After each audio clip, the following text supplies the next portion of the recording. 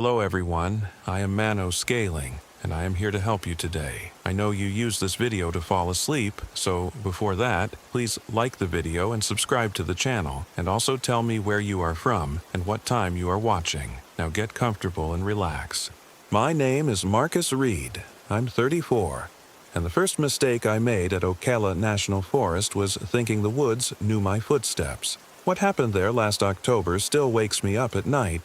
Cold sweat pooling in the hollow of my throat as I remember the sound of my sister's voice calling from the trees.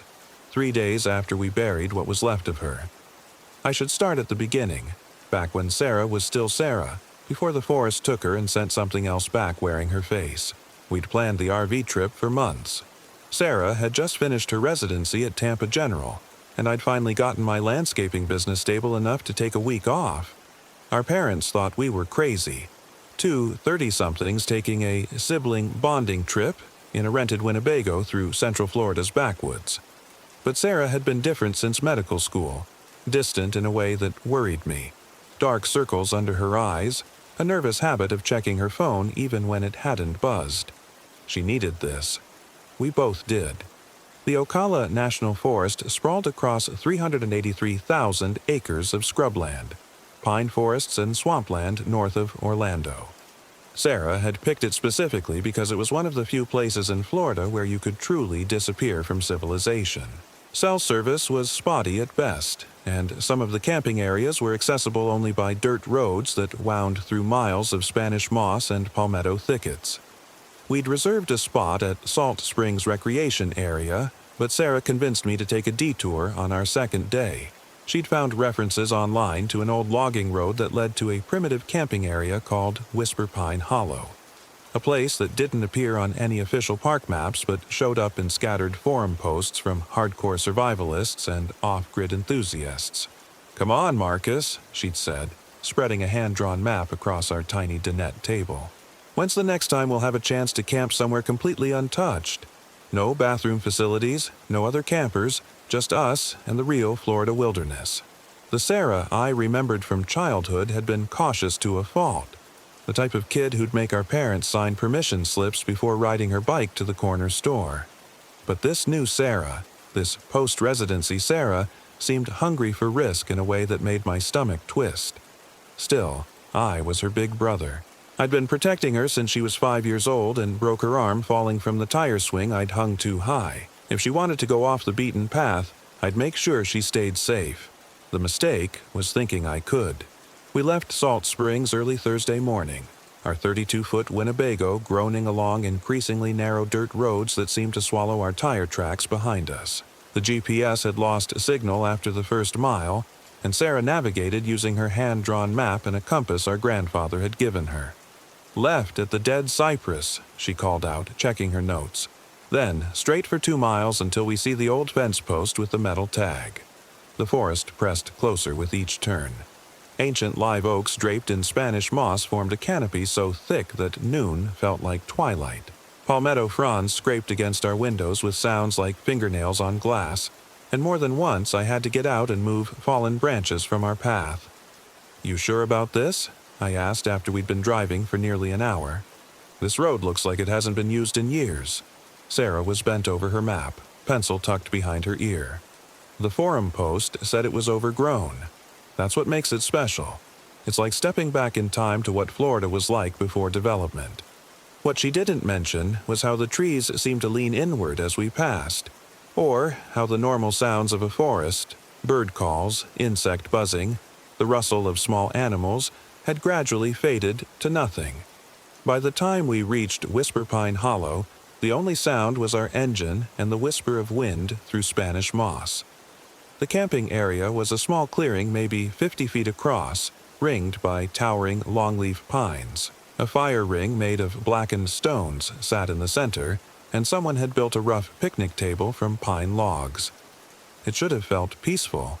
Instead, something about the place made my skin crawl, like the feeling you get when someone's watching you from across a crowded room. "Perfect," Sarah breathed, already climbing out of the passenger seat. "Look at this place, Marcus. It's like our own private world."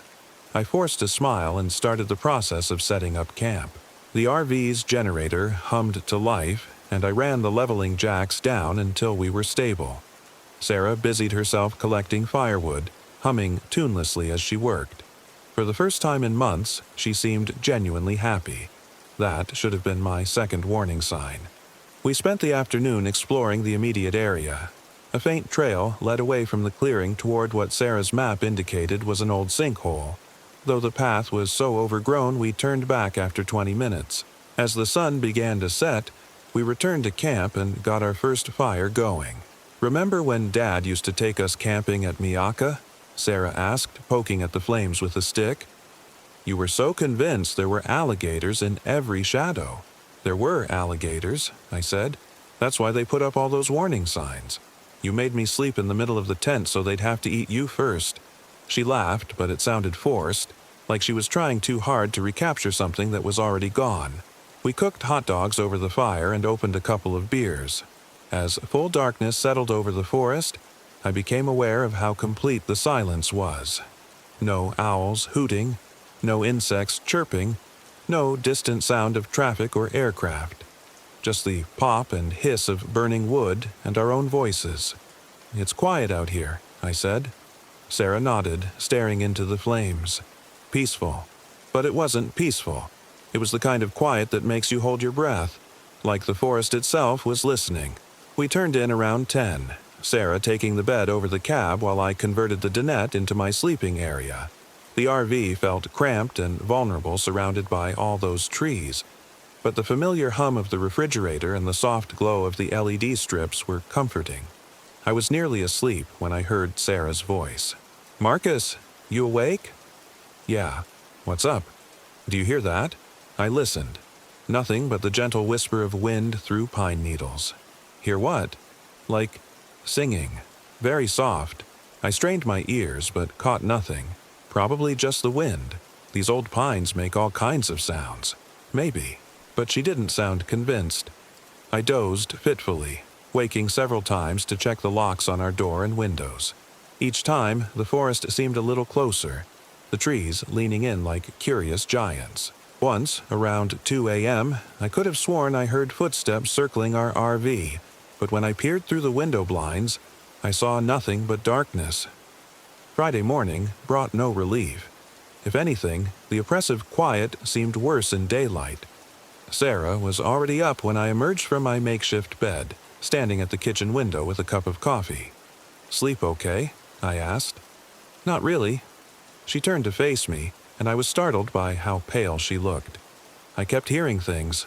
Voices, maybe, like people talking very quietly just outside. "Probably other campers," I said, though I knew there were no other campers for miles. "Sound carries weird in the woods." She nodded, but I could see the doubt in her eyes. We made breakfast, scrambled eggs and bacon on the RV's stovetop, and tried to recapture the previous day's sense of adventure. But something had changed overnight. The forest felt actively hostile now, like we were trespassing in a place that didn't want us there. "Let's check out that sinkhole trail," Sarah suggested. "The map shows it's only about a mile from here." I wasn't enthusiastic about leaving the relative safety of the RV, but Sarah seemed determined.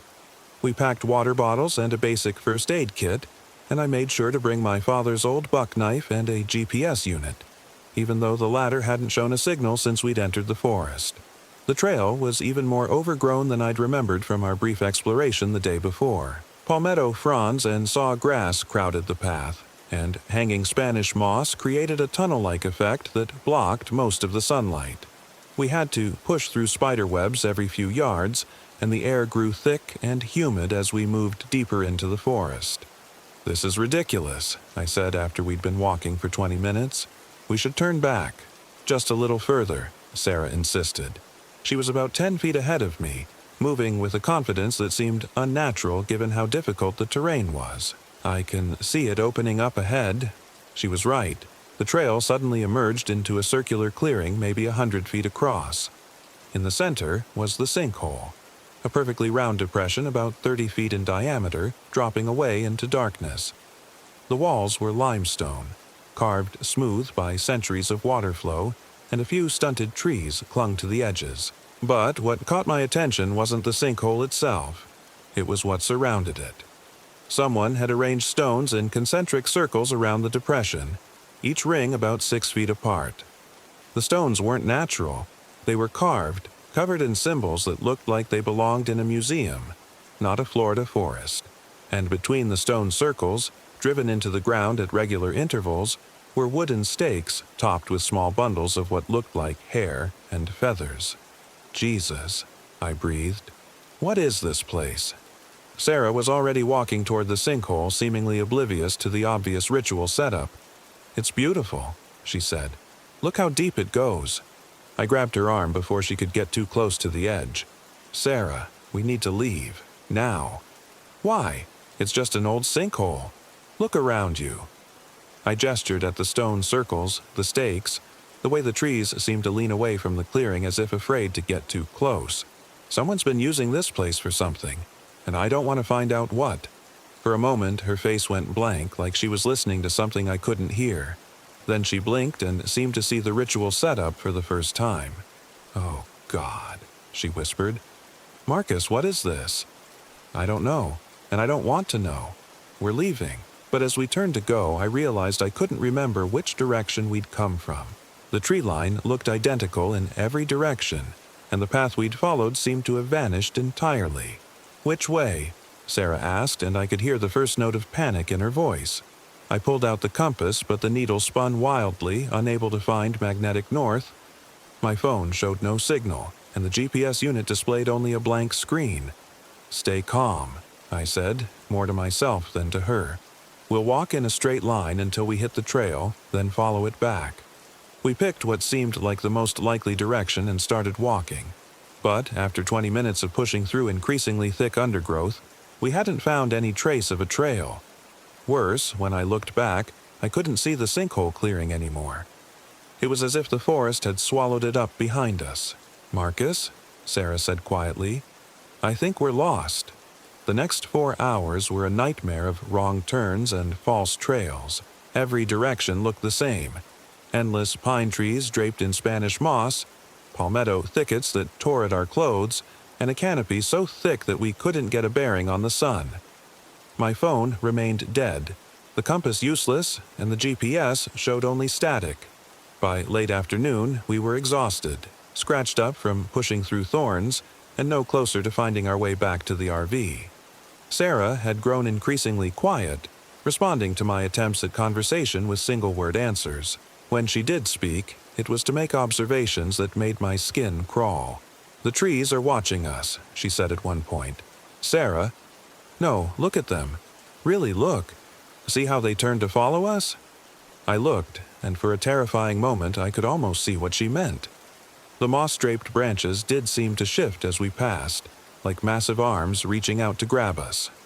It's just the wind, I said firmly. We need to focus on getting back to camp. But there was no wind. The forest was as still as a held breath. As darkness began to fall, I made the decision to stop and wait for morning. We found a small clearing where we could see some sky through the canopy, and I used my knife to cut palm fronds for a makeshift shelter. Sarah helped without complaint, but I could see something was wrong with her. Her movements were too fluid, too graceful for someone who'd been stumbling through undergrowth all day. And her eyes. Her eyes reflected light like an animal's. Sarah, I said carefully, how are you feeling? Fine, she said, but her voice sounded different. Flatter, like she was speaking from the bottom of a well. We huddled together under the palm fronds as full darkness settled over the forest. I'd hoped to hear some sound that might give us a direction.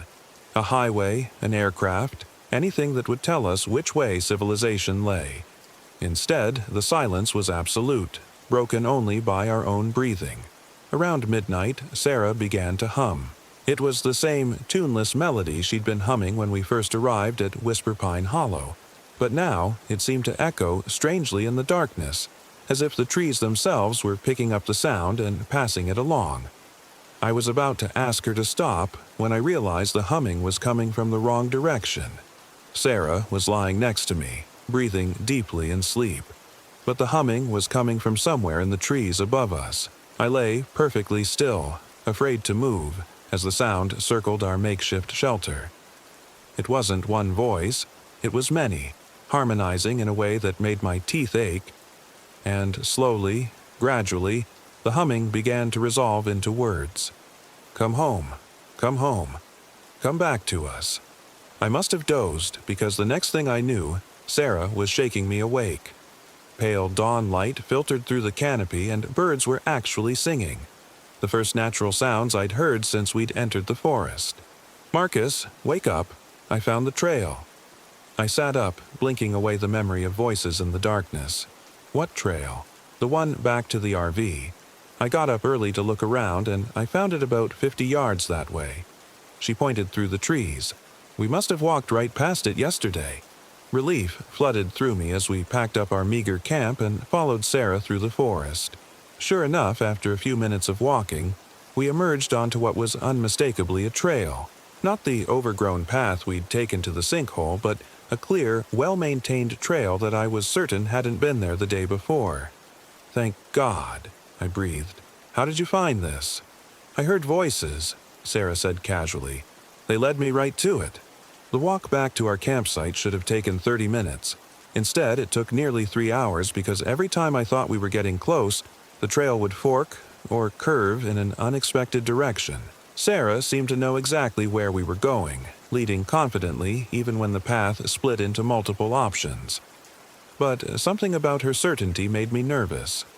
How do you know which way to go? I asked after she'd chosen correctly at the 6th fork in the trail. The voices tell me, she said, and when she turned to smile at me, I saw that her pupils had contracted to pinpricks despite the dim forest light. When we finally reached Whisper Pine Hollow, I nearly wept with relief. Our RV sat exactly where we'd left it, generator humming, solar panels glinting in the filtered sunlight. Everything looked normal, peaceful even, except for the footprints. They circled our campsite in a perfect ring, maybe 20 feet from the RV. Bare footprints, human-sized but wrong somehow. The toes too long, the arch too high, and they were filled with what looked like black water that didn't evaporate even in the Florida heat. Sarah, I said quietly, do you see? But when I turned around, she was gone. I called her name, searched the immediate area, checked inside the RV. Nothing. It was as if she'd simply vanished the moment we'd returned to camp. The rational part of my mind insisted she'd just wandered off to relieve herself, or maybe to gather more firewood. But the footprints around our campsite told a different story. I was starting the engine when I heard her voice calling from the forest. Marcus, help me! The voice was coming from the direction of the sinkhole trail, maybe a quarter mile away. I grabbed a flashlight and my knife and plunged into the trees, following the sound of her calls, but the voice seemed to move as I chased it. Always just ahead, always just out of sight. Marcus, over here! Sarah, where are you? Help me, something's wrong. I ran through the forest for what felt like hours, crashing through palmetto thickets, tearing my clothes on thorns, following a voice that led me in circles. By the time I realized I was being led away from the campsite, it was too late. I was lost again, alone in a forest that seemed actively malevolent. This time, I didn't try to find my way back. I picked a large pine tree and climbed as high as I dared, hoping to spot our RV or at least get a bearing on the sun's position. What I saw from 30 feet up made my blood freeze. The forest stretched in all directions, unbroken by roads or clearings. But scattered through the trees, maybe a mile away, I could see lights. Campfires, I thought at first, but the lights were moving, dancing between the trees in patterns that suggested intelligence. And they were all moving toward my location. I climbed down and ran. For the next 6 hours, I was hunted through the Ocala National Forest by things that stayed just beyond the edge of sight. I caught glimpses, pale figures that moved too quickly between the trees, shapes that flickered at the corner of my vision, shadows that fell in the wrong direction. And always I could hear Sarah's voice calling to me from the darkness. Marcus, where are you? I'm scared, Marcus. Help me. Why did you leave me? But it wasn't Sarah. Not anymore. The voice was too perfect, too controlled. Like something that had learned to mimic human speech but hadn't quite mastered the emotional undertones. By pure luck, I stumbled back onto a real trail just as the sun was setting. My clothes were shredded, my hands and face scratched bloody, and I was so dehydrated I could barely think straight. But the trail was marked with official Park Service signs, and after another hour of walking, I saw the blessed sight of electric lights through the trees. The Salt Springs Recreation Area was buzzing with activity. RVs, tents, families cooking dinner over camp stoves. Normal people living normal lives, completely unaware that something was very wrong in the deeper parts of the forest. I stumbled into the ranger station and tried to explain what had happened. Lost sister, GPS failure, strange noises in the night. The rangers were sympathetic but not particularly concerned. People got lost in Ocala all the time, they said. Most turned up within 24 hours, usually embarrassed but unharmed. They organized a search party for the next morning. We found our RV exactly where we'd left it in Whisper Pine Hollow. The generator had run out of fuel, and our food was starting to spoil, but everything else was intact. There was no sign of Sarah, no indication of a struggle. Just those strange footprints circling the campsite now dried to crusty black stains in the Florida sand. The search continued for 3 days. Helicopters, tracking dogs, volunteers from local hiking clubs. They found traces, a scrap of her shirt caught on a thorn bush, a footprint in the mud near the sinkhole. But they never found Sarah. On the 4th day, they found a body.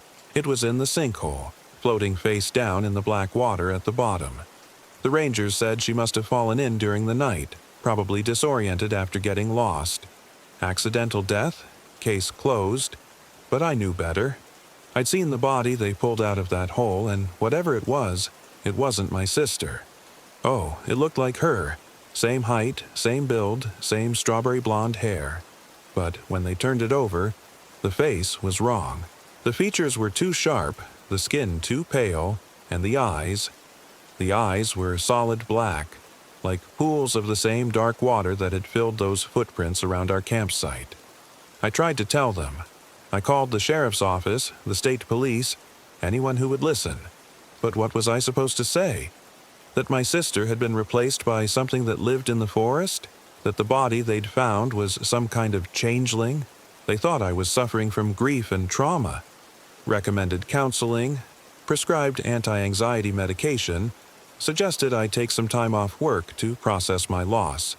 So I kept my mouth shut and played the role of the grieving brother. We held a funeral service in Tampa, where Sarah had been living. Closed casket, of course. They said the body had been too damaged by its time in the water. I stood there listening to her friends and colleagues talk about what a wonderful person she'd been, how she'd touched so many lives during her residency, how she'd had so much potential. And the whole time, I kept thinking about those voices in the forest, the ones that had led her to the trail that first morning, the ones that had called my name as I'd stumbled through the darkness, the ones that were calling to me even now, even here in the civilized world of concrete and electric lights and cell phone towers. Because here's the thing they don't tell you about losing someone to the forest. It doesn't end when you leave. Whatever took Sarah, whatever replaced her with that thing in the sinkhole, it followed me home.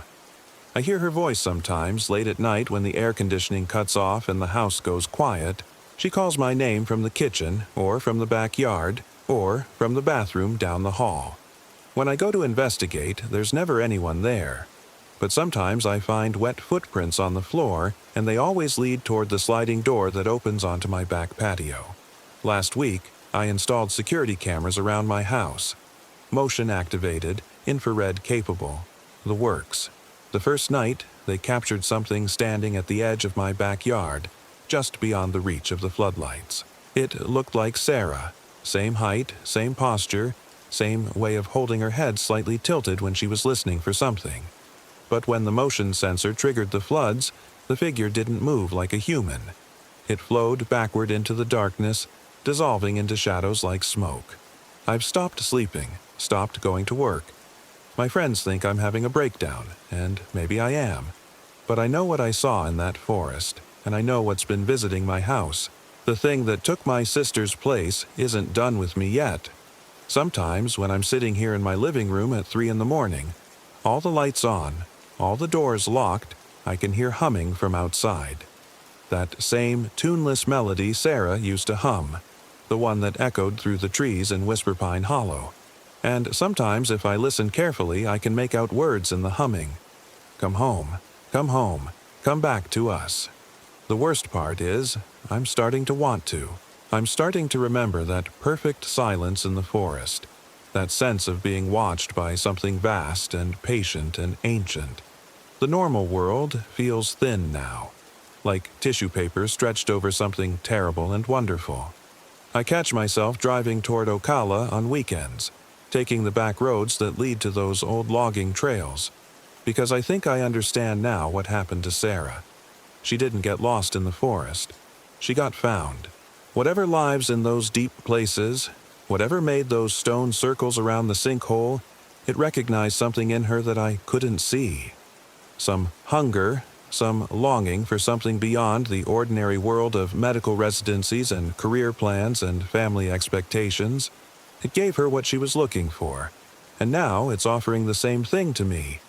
I'm writing this down because I need someone to know what really happened in Whisper Pine Hollow. If you're reading this, it probably means I finally stopped fighting the voices that call to me from the forest. Don't come looking for me. Don't trust anything you find that looks like me or sounds like me. And whatever you do, don't go to Ocala National Forest looking for answers, because the forest remembers everyone who walks beneath its trees, and some of them are still there, waiting in the shadows between the Spanish moss, humming lullabies for the living. They're very patient, these things that live in the deep places. They can wait decades for the right person to wander down the wrong trail. And when they find someone who's ready to let go of the world of electric lights and GPS signals and cell phone towers, they welcome them home with open arms, just like they welcome Sarah, just like they're going to welcome me. Story 2. They said the Icicle Creek campground in the Wenatchee National Forest is beautiful in late light. My name is Sarah, I'm 34, and I learned beauty can be a trap. Marcus had been planning this trip for months, ever since the divorce papers were finalized. We need to get away from everything, he'd said, his voice carrying that particular strain that meant he was holding himself together with determination and coffee. Just us, the RV, and some perspective. I'd agreed because Marcus was my brother, and because after watching him crumble through 18 months of legal proceedings, I thought maybe the Washington wilderness could give him back some piece of himself. What I didn't anticipate was how the forest would take pieces of us instead. We'd driven the rented 30-foot Winnebago up from Seattle, Marcus white-knuckling the steering wheel through every mountain curve while I navigated and tried to ignore how the trees seemed to press closer to the road with each mile. The campground sat in a valley between two ridges, surrounded by old-growth fir and pine that created a natural amphitheater of green so dense it swallowed sound. "This is perfect," Marcus had said when we pulled into Site 17, the words coming out too bright, too forced. "Look at that view." I looked. The site backed up against a creek that gurgled and whispered over smooth stones, and beyond that, the forest climbed steep slopes until it disappeared into shadows that seemed too dark for 3 in the afternoon. Perfect wasn't the word I'd have chosen. We spent the first hour setting up camp with the methodical precision of people trying to impose order on something that felt fundamentally wild. Marcus leveled the RV and connected the utilities while I arranged our gear and tried to shake the feeling that we were being cataloged by invisible eyes. The only other occupied site was clear across the campground, a distant pop of orange from another RV that might as well have been on another planet. "The ranger said we might see some wildlife," Marcus mentioned, checking his phone for the 3rd time and frowning at the no-service icon. "Bears, maybe deer." I'd met the ranger at check-in, a woman in her 50s with the kind of weathered face that spoke of decades in the mountains. She'd handed over our site information with a smile that didn't quite reach her eyes. "Beautiful spot," she'd said. "You folks planning to stay long?" When I'd told her just the weekend, she'd nodded like that was somehow the right answer. "Well, you stick to the marked trails if you do any hiking. Easy to get turned around in these woods." Then she'd paused, looking past me toward the RV. "GPS can get a little funny up here, too. The trees mess with the satellites." Now, as evening settled over the campground like a blanket being slowly pulled tight, I found myself thinking about that conversation. The GPS in the RV had been acting strange since we'd passed the Forest Service road turnoff. The screen flickering between our location and empty gray space, the little arrow spinning in confused circles. "It's just the mountains," Marcus said when I mentioned it. He was building a fire in the metal ring, feeding kindling to flames that seemed reluctant to catch. Same reason the cell service is garbage. But I'd been watching the GPS during our drive, and the glitches hadn't started until we'd passed a particular bend in the road. The same bend where I'd noticed something odd. Tire tracks leading off into the trees where no road should be. Too fresh to be from Forest Service vehicles, too deep to be from anything small. The fire finally caught, casting dancing shadows across our campsite. Marcus settled into his folding chair with a beer and the kind of sigh that meant he was trying to leave his troubles in Seattle. For a while, we just sat in comfortable silence, listening to the creek and the soft sounds of the forest settling into night. That's when I first heard it. A sound like someone walking in circles just beyond the firelight, footsteps that never seemed to get closer or farther away. Just circling. "Do you hear that?" I asked. Marcus tilted his head, listening. "Hear what?" The footsteps stopped. I waited, straining my ears, but there was only the creak and the whisper of wind through pine boughs. Nothing. Must have been an animal. But I'd grown up camping with our parents, and I knew the difference between animal sounds and human sounds. What I'd heard had been deliberate, measured, the kind of walking someone does when they're pacing, thinking, planning. We stayed by the fire until nearly 11, when the temperature dropped enough to send us inside the RV. Marcus took the master bed in the back while I made up the dinette conversion in the main living area. The RV felt solid and safe with its locked door and drawn curtains, a pocket of civilization in the wilderness. I was almost asleep when the walking started again. This time it was closer, and there was no mistaking the sound. Footsteps in a slow, steady circle around our RV. Not the shambling gait of a bear or the quick scurry of smaller wildlife. Human footsteps, deliberate and patient. I lay still, barely breathing, counting the steps. 15 paces along the driver's side. A pause at the front. 15 paces along the passenger side. A pause at the back. Then the pattern repeated. From the back bedroom came Marcus's soft snoring, completely undisturbed. The walking continued for what felt like hours but was probably only minutes. When it finally stopped, the silence that followed was somehow worse than the sound had been. I stayed awake until dawn, watching the windows for any hint of movement, but the forest kept its secrets. Morning brought coffee and rational explanations. "Probably just a curious deer," Marcus said when I told him about the nighttime visitor. "They're not afraid of campsites." I wanted to believe him. In daylight, with bacon sizzling in the pan and my brother humming while he broke eggs, it was easy to dismiss my midnight fears. The forest looked benign in the morning light, all dappled sunbeams and bird songs. We decided to take a short hike after breakfast, following a trail that paralleled the creek into the deeper woods. The ranger had mentioned it as an easy walk to a small waterfall, perfect for photos and a peaceful lunch. The trail was well marked, with the kind of sturdy wooden signs that spoke of regular maintenance. But as we walked deeper into the forest, I began to notice something odd about the trees. Many of them bore scars, not the random damage of storms or wildlife, but deliberate cuts in the bark forming symbols I didn't recognize. "Look at this," I called Marcus over to a particularly large pine. Someone had carved what looked like a circle with lines radiating outward, the cuts deep and relatively fresh.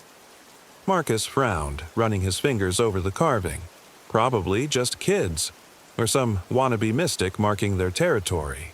But the symbol appeared again and again as we hiked, always carved into trees that flanked the trail, always at eye level. They weren't random teenage vandalism.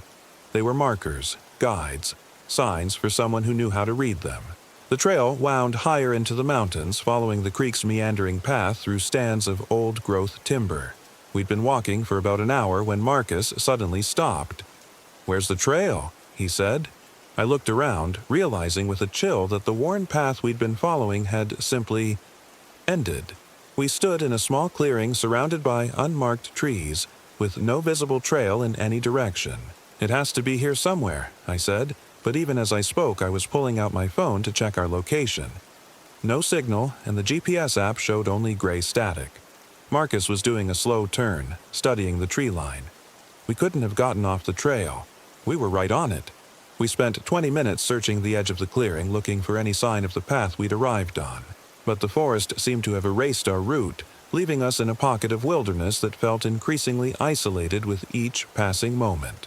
"There," Marcus said finally, pointing to a gap between two large firs. "That has to be the way back." I couldn't see any trail, but the gap did lead roughly in the direction we'd come from. We pushed through the undergrowth, branches catching at our clothes and skin, following what might have been an animal track through the trees. After 30 minutes of difficult hiking, we emerged back at our campsite. "That's impossible," I said, staring at our RV. "We walked uphill the whole time. There's no way that path led back here." Marcus was checking his watch, his face pale. "Sarah, what time did we start hiking? Maybe 10:30? Why? It's 3:15. I looked at my own watch, certain he was wrong. But the numbers didn't lie. Somehow, our hour-long hike had taken nearly 5 hours, and neither of us could account for the missing time. We spent the rest of the afternoon at the campsite, neither of us wanting to venture back into the woods. Marcus busied himself with maintenance tasks on the RV while I tried to read, but the words kept blurring together as my mind replayed our impossible hike. The symbols on the trees, the vanishing trail, the lost time. They were connected somehow, part of a pattern I couldn't quite grasp. As evening approached, I found myself dreading nightfall. The forest seemed different now, less benign, as if our morning excursion had awakened something that had been sleeping. The trees pressed closer to our campsite, their shadows reaching toward our fire ring like grasping fingers. "Maybe we should pack up tomorrow," I suggested as Marcus started building another fire. "Head back to Seattle a day early." He paused, a piece of kindling in his hand. "Because we got a little lost on a hike?" "It wasn't just getting lost, Marcus. Something's not right here." But he was already shaking his head. "I need this, Sarah. I need to prove to myself that I can handle a weekend in the woods without falling apart. If I go running back to the city every time something feels weird, how am I supposed to face anything else?" I understood. The divorce had left him questioning everything about himself, and this trip was supposed to be about rebuilding confidence. But, as I watched the fire catch and throw its dancing light across the trees, I couldn't shake the feeling that we were exactly where something wanted us to be. The footsteps started again at midnight. This time, Marcus heard them too. I felt him go rigid in the bed at the back of the RV as the measured pacing began. Step, step, step around the driver's side. Pause, step, step, step around the front. Pause. "What the hell is that?" he whispered. The footsteps stopped. We lay in the darkness, listening to silence so complete it felt solid. Then, barely audible, came a new sound. Scratching, like fingernails on metal, coming from somewhere near the door. Marcus slipped out of bed and crept toward the front of the RV. I followed, my heart hammering against my ribs. He peered through the front window, then quickly drew back. "There's someone out there," he breathed. "What do you mean, someone?" "Standing by the fire ring. Just standing." I looked through the window myself and saw nothing but darkness and the faint glow of embers from our evening fire. "I don't see anyone." Marcus looked again, and I watched his face go white. "They're gone," but the scratching continued, moving along the side of the RV now, deliberate and persistent. It sounded like someone trying to find a way in, testing the windows and door for weaknesses. "Should we call for help?" I whispered. Marcus held up his phone. Still no signal. The scratching moved to the back of the RV, directly below the bedroom window. Then it stopped, leaving us in that oppressive silence. We waited, barely breathing, for what felt like hours. When morning came, we found the scratches. Long, deep gouges in the RV's aluminum siding, running from the wheel wells to the roof. They weren't random damage. They formed patterns, the same radiating symbols we'd seen carved into the trees. Someone, or something, had spent hours methodically marking our temporary home. "We're leaving," I said, and this time Marcus didn't argue. But the RV wouldn't start. Marcus turned the key and the engine turned over normally, caught, then immediately died. He tried again with the same result. The dashboard lit up with error messages about the fuel system, though the tank was 3/4 full. "It was running fine yesterday," Marcus said, popping the hood and staring at the engine like it might explain itself. I was already walking toward the camp host station, hoping to find the ranger or at least a phone. But the small building was empty. A handwritten sign on the door reading, "Back Monday." It was Saturday. When I returned to our site, Marcus was sitting on the picnic table staring at his phone. "The GPS is working," he said, holding up the screen. But instead of showing our location at Icicle Creek Campground, the map displayed us as being in an unmarked area dozens of miles from any road. "That's impossible," I said. But even as I spoke, I was looking around our campsite with new eyes. The creek still gurgled nearby, the trees still towered overhead, but something was subtly wrong. The light fell differently, and the mountains visible through the canopy didn't quite match my memory of the previous day. Marcus was methodically checking every system in the RV, growing more frustrated with each failed attempt to start the engine. "There's nothing wrong with it," he said. "Every diagnostic shows green. It should start." I was studying the symbols scratched into our RV's siding when I noticed something that made my blood go cold. The marks weren't random after all. They formed a rough circle around the entire vehicle with lines radiating outward. It was the same symbol we'd seen on the trees, only larger, more elaborate.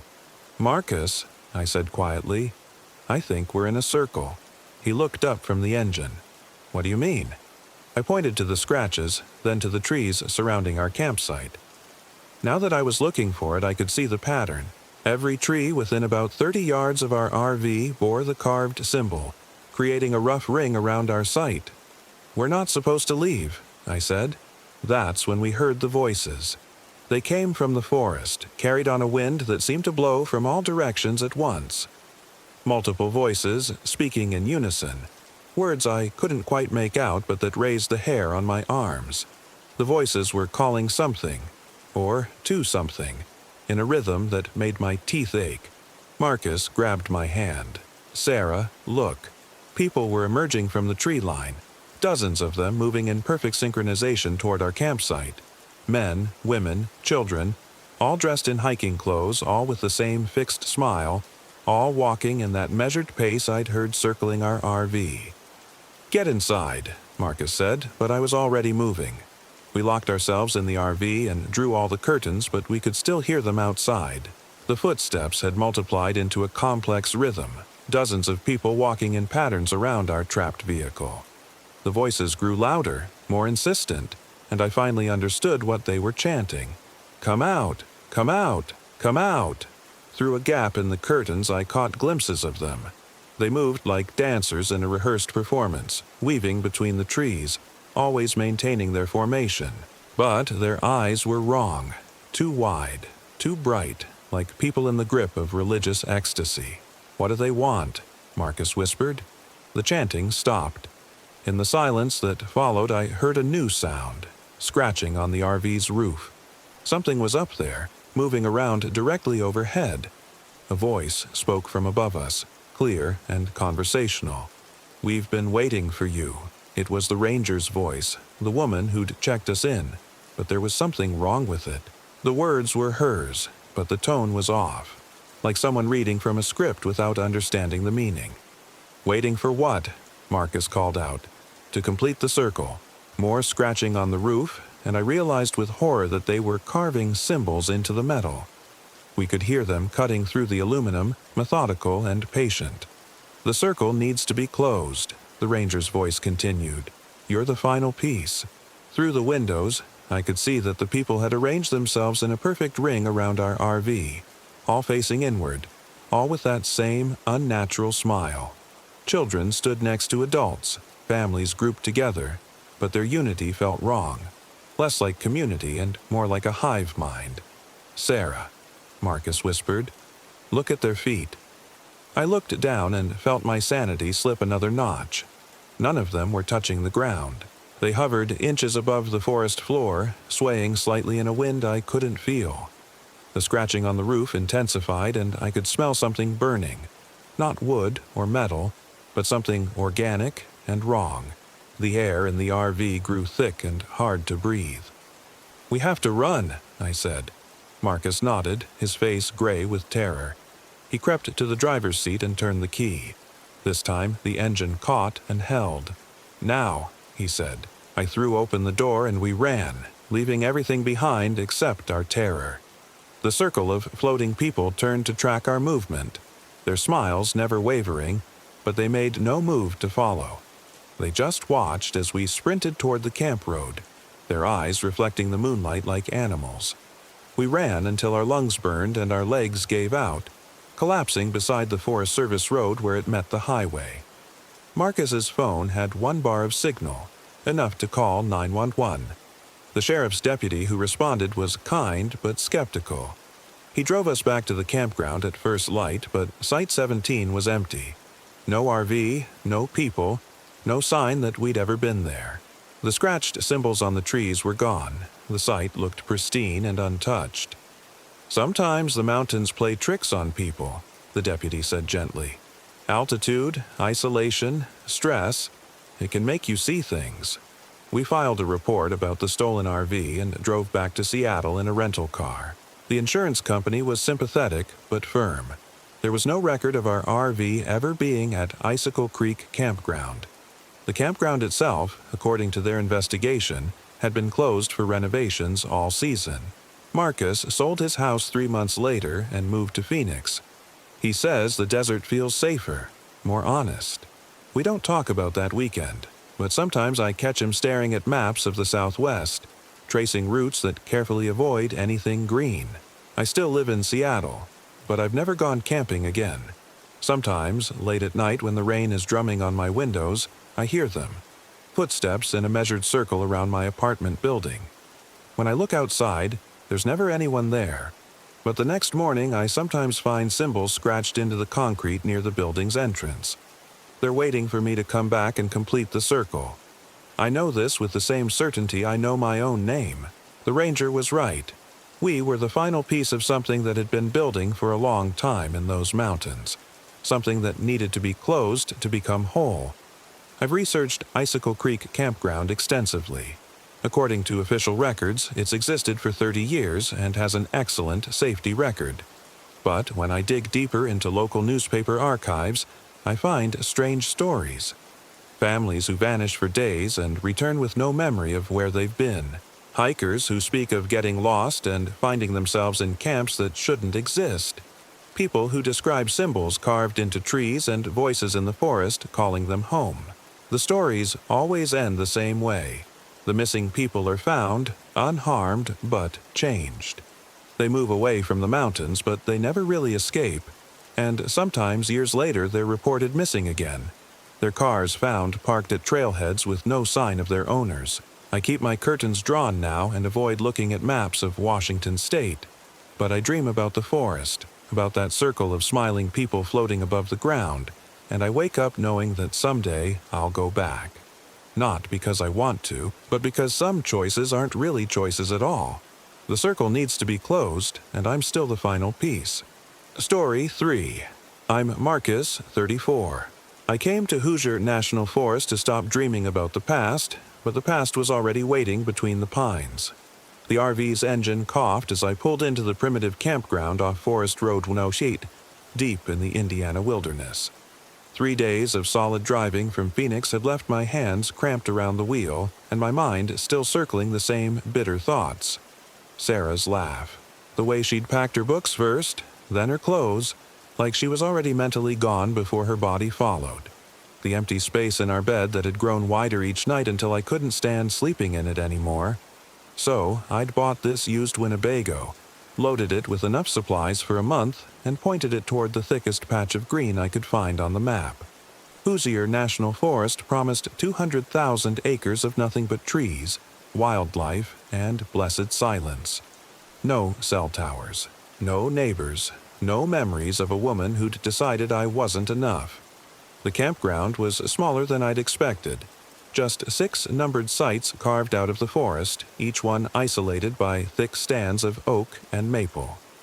Only one other site was occupied, a newer Airstream parked at Site 3, its silver skin gleaming in the late afternoon sun.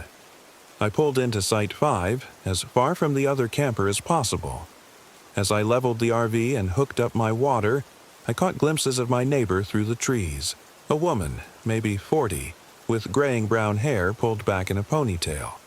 She was setting up a camp chair outside her trailer, moving with the efficient motions of someone who'd done this many times before. When she noticed me watching, she raised a hand in greeting. "First time at Charles Deem?" she called out, referring to the wilderness area that bordered the campground. "Yeah," I called back, not wanting to encourage conversation, but not wanting to be rude either. "You?" "Oh, I've been coming here for years. It's peaceful. Good for thinking." She smiled, but something in her expression seemed forced. "I'm Diana, by the way. Marcus." I turned back to my setup, hoping she'd take the hint, but she didn't. "You picked a good week for it. Weather's supposed to be perfect. Though," she paused, and when I looked back, she was staring off into the woods with a troubled expression. "Though they've been having some strange reports lately." "Strange how?" "Oh, probably nothing. Hikers getting turned around, finding things that aren't supposed to be there. You know how it is in the deep woods. Your mind plays tricks." She laughed, but it sounded hollow.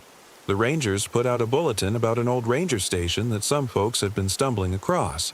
Thing is, it's not on any maps, and the Forest Service says they never built anything in that area." A chill ran down my spine despite the warm evening air. "What kind of things are people finding there?" Diana shrugged, but her eyes remained fixed on the tree line. "Equipment mostly. Old uniforms, logbooks, radio gear. All of it decades old. But—" She trailed off. "But what?"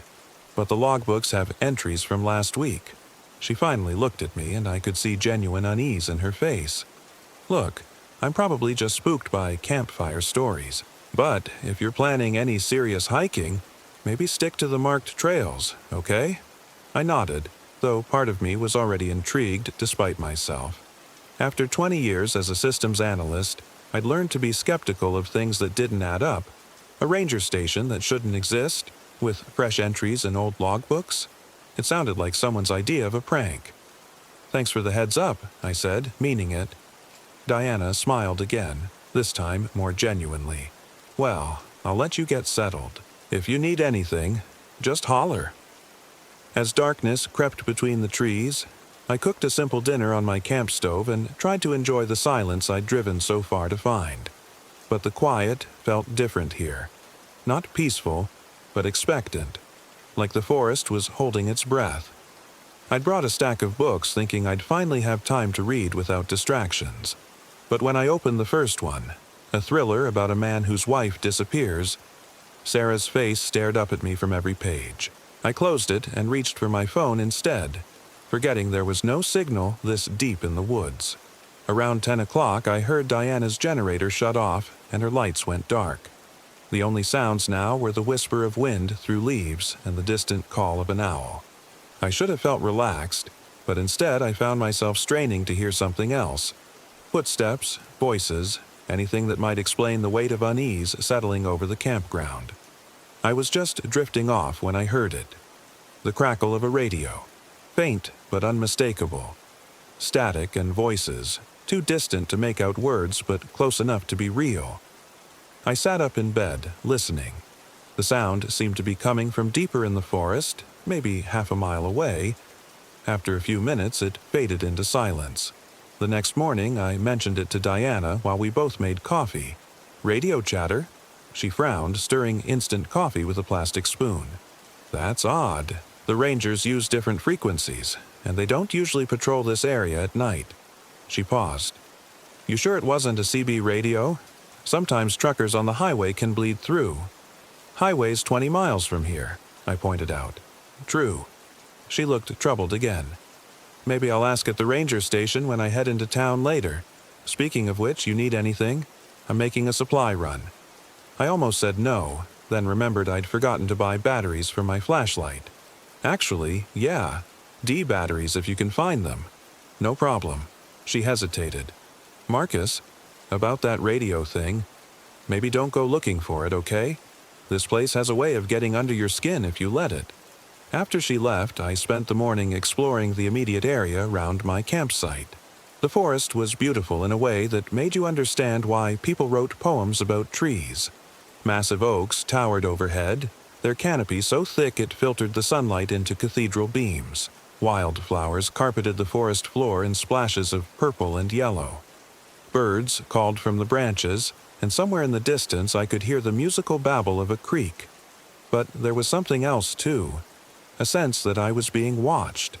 Not by animals, which would have felt natural, but by something patient and intelligent. Several times I spun around, certain I'd glimpsed movement in my peripheral vision, only to find empty woods. By afternoon, restlessness had overtaken my attempts at relaxation. I'd come here to escape my thoughts, but the enforced solitude was having the opposite effect. Every quiet moment filled itself with memories of Sarah, of the fights that had grown more frequent in our final months together, of the morning I'd woken up to find her wedding ring on the kitchen counter and a note that began with, "I'm sorry, but..." I needed to move, to do something with my hands and mind. Diana had warned me about wandering off the marked trails, but I wasn't planning anything ambitious, just a short hike to stretch my legs and maybe find that creek I'd been hearing. I grabbed my day pack, water bottle, and compass and headed into the woods behind my campsite. There was no trail here, but the forest floor was relatively clear, carpeted with decades of fallen leaves that muffled my footsteps. I picked a bearing northeast, toward where I thought the creek might be, and started walking. The woods felt different once I was away from the campground. Older somehow, like I'd stepped back in time to when these trees were saplings and the only human sounds were the calls of long-dead hunters. The modern world, highways, cell towers, the constant hum of civilization, seemed like a fever dream from another life. I'd been walking for maybe 20 minutes when I found the trail. It wasn't marked on my map, wasn't even supposed to exist according to the ranger station's information packet. But there it was, a narrow dirt path winding between the trees, worn smooth by countless feet. Old blazes scarred the bark of nearby oaks, faded orange paint that looked like it had been there for decades. Common sense told me to turn around. Diana's warnings echoed in my mind, along with the strange story about a ranger station that shouldn't exist. But I was curious now, and curiosity had always been my weakness. Besides, this was clearly an old trail, probably left over from the area's logging days. What harm could there be in following it for a little while? The path led northeast, roughly in the direction I'd been heading anyway. I checked my compass and noted the time, 2:30 p.m. I'd give myself an hour, then turn back regardless of what I found.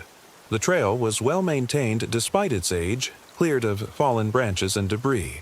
Whoever had blazed it originally had chosen their route well, following the natural contours of the land and avoiding the worst of the underbrush. It was the kind of trail that invited you to keep walking, to see what lay around the next bend. As I walked, I began to notice other signs of human presence. A few hundred yards down the trail, I found a wooden trail marker, weathered but still readable. Ranger Station, 2.3 miles. Below that, in smaller letters, radio check, mile 1.5. My pulse quickened. This had to be the trail Diana had mentioned, the one that supposedly led to a station that didn't exist. But the marker looked genuine, old but not fake, carved from the same type of weathered oak used in official Forest Service signs. I pulled out my phone to take a picture, then remembered it was useless out here. No signal, and the battery was down to 20% anyway. I made a mental note to ask Diana about the marker when she returned. The trail began to descend into a narrow valley, following what looked like an old creek bed. The trees grew thicker here, their branches intertwining overhead to block out most of the sky. It was cooler in the shadows, and I caught whiffs of something strange on the breeze. Not unpleasant exactly, but unfamiliar. Like ozone before a thunderstorm, mixed with something organic and earthy. At the 1.5-mile marker, another official-looking sign, I found the radio check station. It was just a small wooden platform built around the base of a massive oak tree, with metal brackets where a radio antenna might once have been mounted. But what made my skin crawl was the condition of the platform. It should have been rotted through after decades of weather, but the wood looked almost new. Fresh even, like it had been built yesterday. I climbed onto the platform and examined the brackets more closely. They were bolted to the tree with modern galvanized bolts, still shiny despite the forest's humidity. At the base of the platform, I found a small plaque. Radio Check Station, Estier 1987. Maintained by Hoosier National Forest Ranger District, 1987. That was less than 40 years ago. Well within living memory. So why didn't this station appear on any modern maps? Why had Diana spoken of it like it was some kind of ghost story? I checked my watch. 3:15. I'd already been walking for 45 minutes, which meant I should start heading back soon. But the radio station was only another 0.8 miles according to the marker, and I'd come this far. Besides, I was making good time on the well-maintained trail. The decision made itself. The final stretch of trail climbed steadily upward, winding around massive boulders and through stands of pine that grew so thick they blocked out the afternoon sun. My breathing grew labored, and I had to stop several times to rest. This was harder hiking than I'd expected, and I was beginning to realize how out of shape I'd become during the long months of Sarah's departure. As I climbed, the smell I'd noticed earlier grew stronger. Not unpleasant, but definitely not natural. Like the air in a laboratory, sterile and charged with electricity. My compass began to behave strangely too, the needle swinging wildly instead of pointing steadily north. I tapped the case, wondering if I'd damaged it somehow, but the erratic behavior continued. At 4:20, just as I was beginning to think I'd missed the station somehow, the trail crested a low ridge and dropped into a small clearing. The ranger station sat in the center of the clearing like it had grown there. It was larger than I'd expected. A single-story log building with a wraparound porch and a tall radio antenna rising from one corner. Solar panels glinted on the roof, and I could see the steady red blink of LED lights through the windows. A wooden sign by the front steps read, Hoosier National Forest, Ranger Station 7, Radio Communication Hub. Everything about it looked perfectly normal and completely impossible. The building was clearly old. The logs had that weathered gray patina that came from decades of exposure. But like the radio platform, it was in pristine condition. The windows were clean, the porch free of debris, the antenna guy wires taut and properly tensioned. Somewhere inside, I could hear the steady hum of electrical equipment. I approached the front steps slowly, my heart hammering against my ribs. Every rational part of my mind screamed that this was wrong. That buildings didn't just maintain themselves in the middle of the wilderness, that radio equipment didn't run without power lines or regular maintenance. But there it was, solid and real and utterly impossible. The front door was painted forest green, with a small brass nameplate that read, Station Commander, J. Harrison. Below that, a handwritten note in faded ink. Back in 30 minutes, radio check at 1700 hours. I checked my watch. 4:25 p.m. If the note was current, I'd missed the station commander by just a few minutes. The windows flanking the door were too dirty to see through clearly, but I could make out shapes inside. Desks, filing cabinets, the bulk of radio equipment. And something else. The steady glow of computer screens. I walked around to the side of the building, looking for another window or some clue to explain what I was seeing. Behind the station, I found a small generator shed and what looked like a water well with a modern electric pump. Both were in the same impossible state of preservation as the main building. It was then that I noticed the logbook. It sat on a wooden podium near the front steps, open to the current page and protected from the weather by a simple plexiglass cover. At the top of the page, someone had written, Daily Radio Check Log, October 2024. My hands shook as I lifted the cover and read the entries. October 1st, 1700 hours.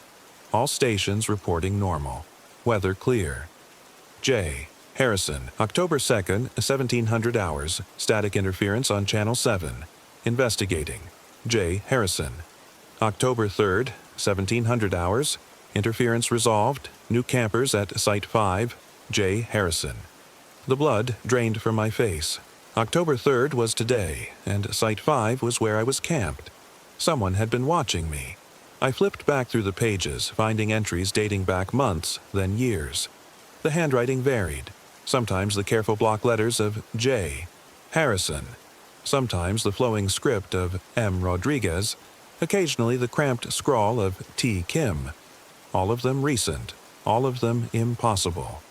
According to the entries, the station conducted daily radio checks with Ranger headquarters, monitored weather conditions, and kept track of camper activities throughout the forest.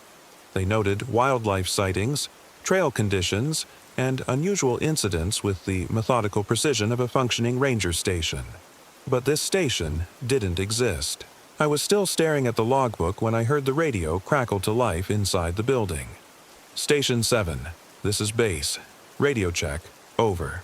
The voice was clear and professional, exactly what you'd expect from a ranger dispatcher. I pressed my face to the nearest window trying to see inside, but the angle was wrong and the glass too dirty. A moment later, a different voice responded from inside the station. Base, this is Station 7. All clear here. One visitor currently on site. Over. My blood turned to ice water. They knew I was here. Copy that, Station 7. Visitor cleared for site inspection? Negative, base. Visitor appears to be civilian camper. Recommend standard protocol. Roger. Maintain observation and file report. Base out. The radio fell silent. I backed away from the building on unsteady legs, my mind reeling. Every instinct screamed at me to run, to get back to my RV and drive until I hit pavement.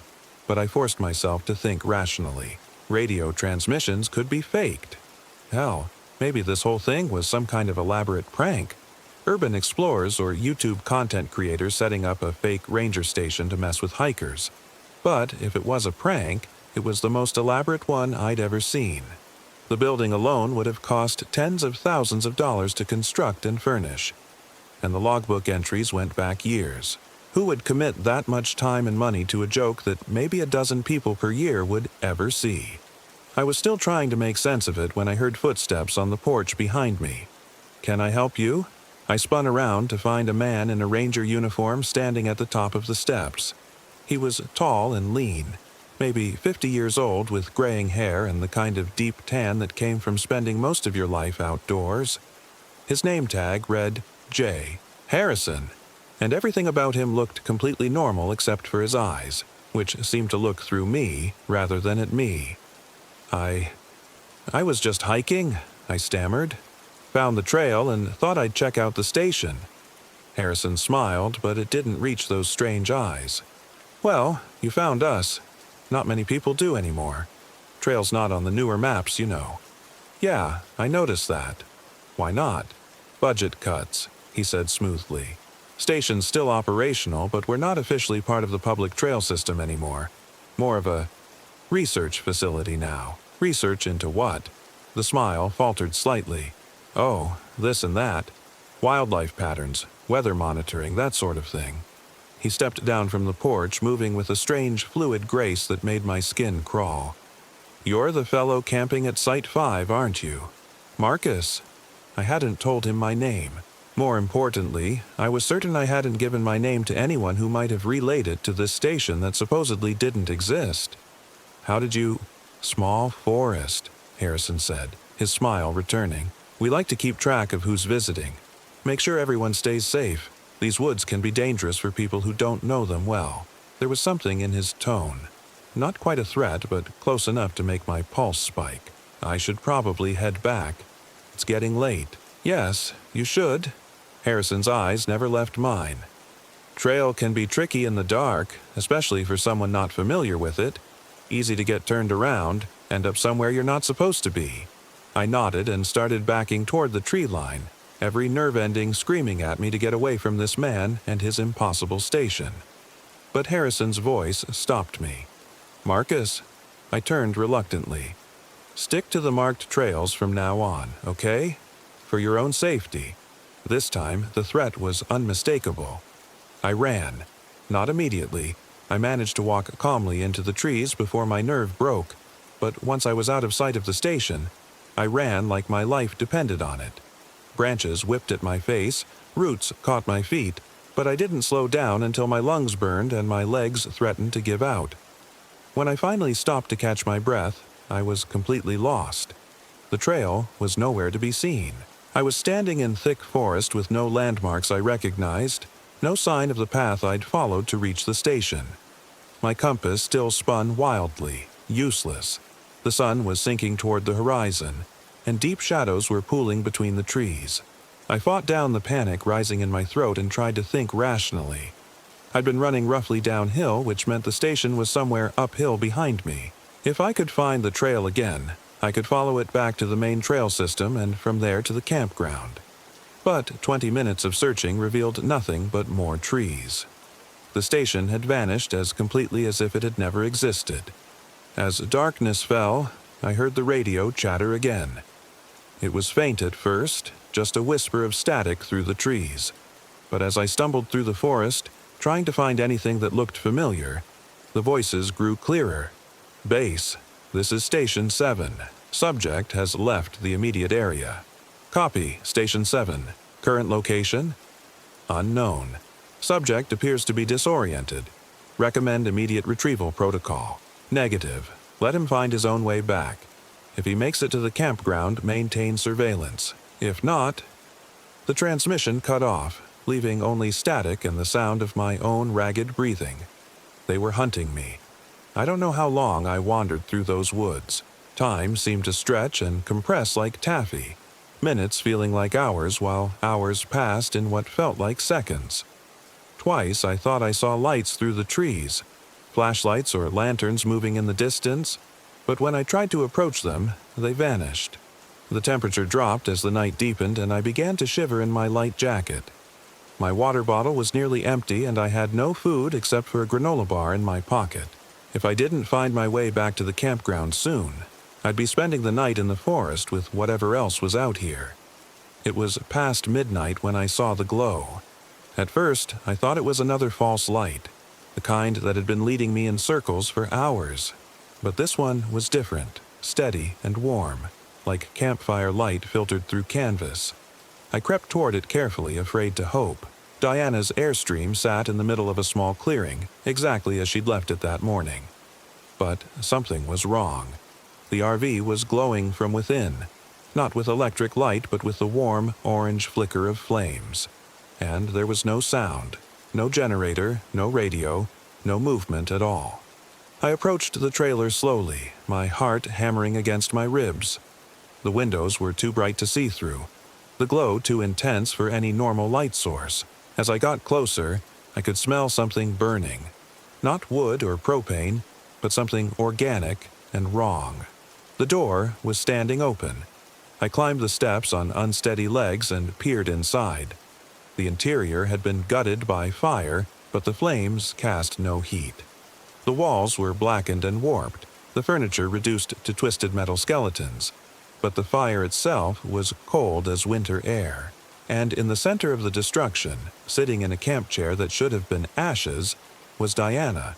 She looked up at me with eyes like burning coals and smiled. "Hello, Marcus. We've been waiting for you." I ran again, crashing through the forest in blind panic. Behind me, I could hear laughter. Not Diana's laugh, but something else wearing her voice like an ill-fitting mask. The sound followed me through the trees, echoing off the darkness until I couldn't tell where it was coming from. When I finally collapsed, gasping and shaking, I found myself back at my own campsite. The Winnebago sat exactly where I'd left it, showing no signs of the supernatural wrongness that had consumed Diana's trailer.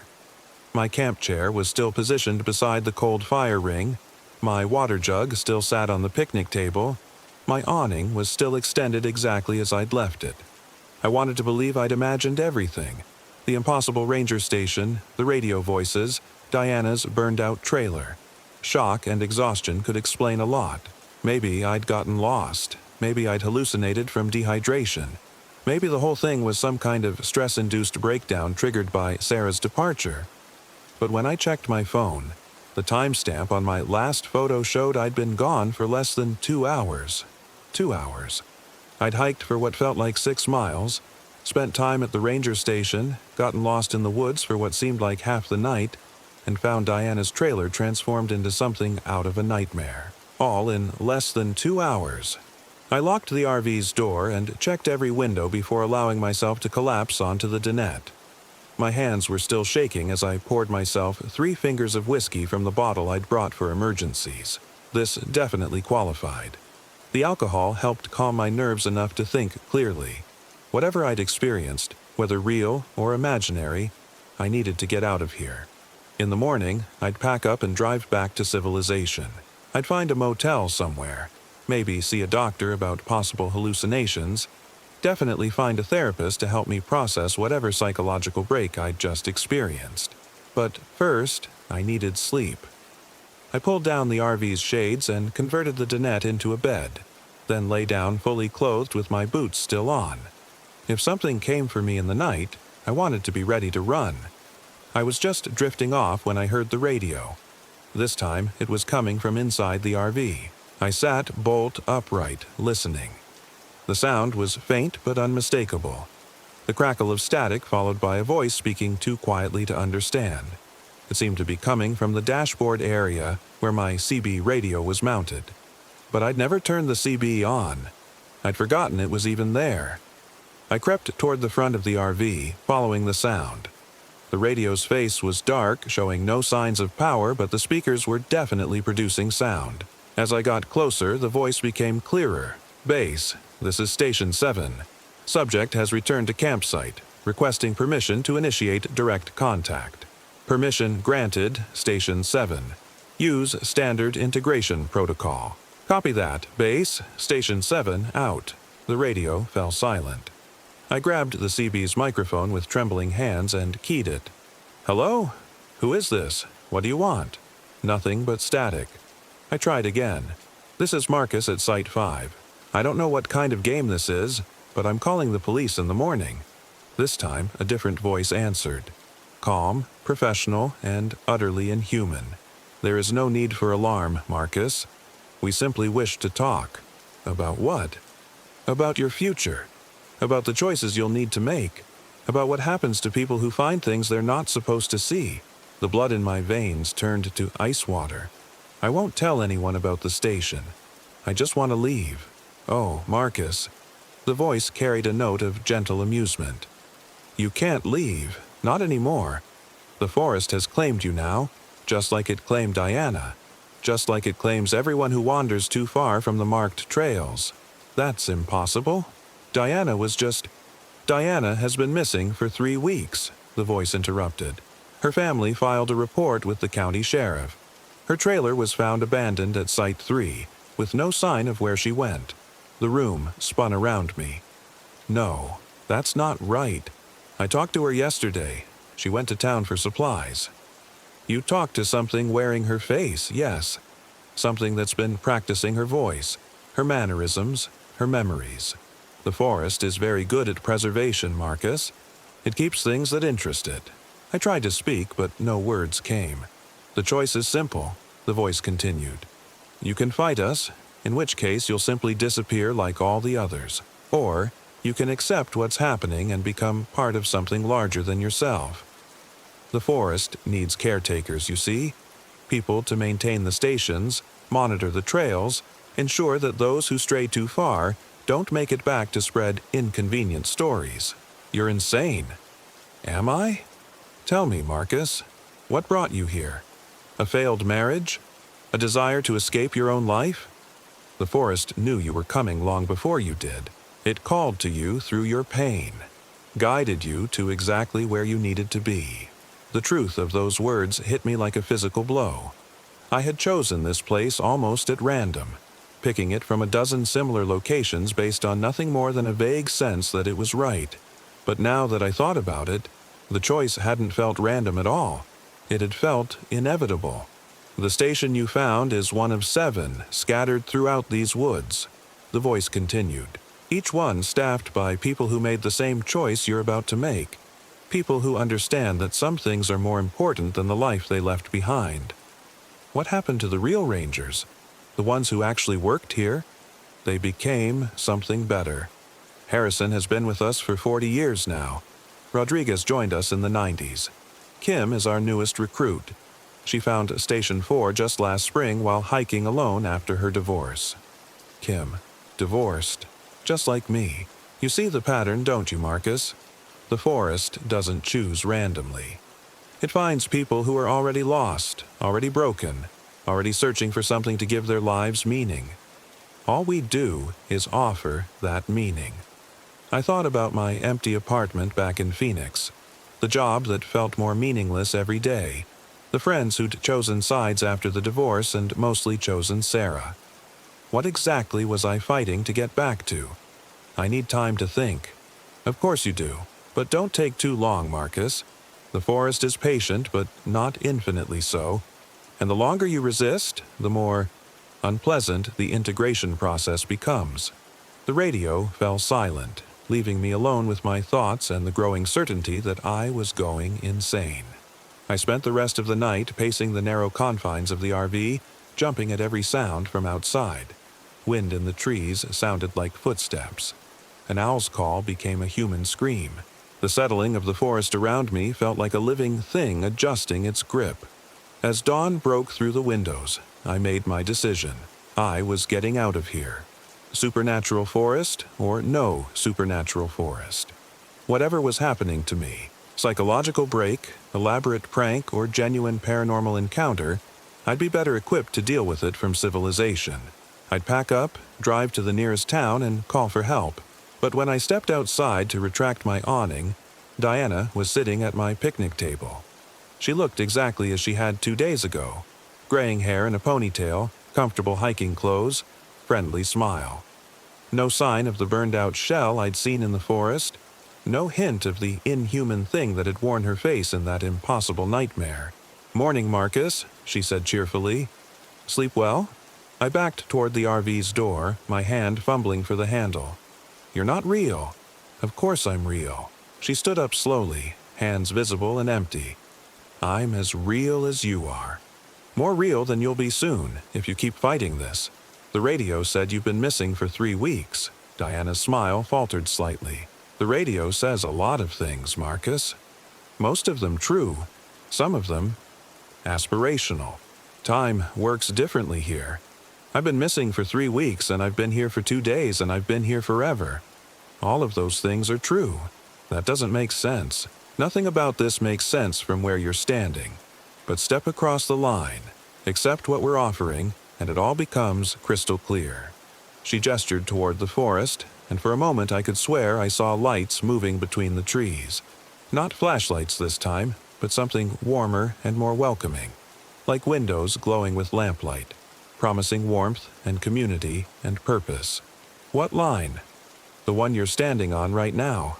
Diana's voice grew soft, almost hypnotic. "The choice between who you were and who you could become, between the broken life you left behind and the meaningful work we're offering."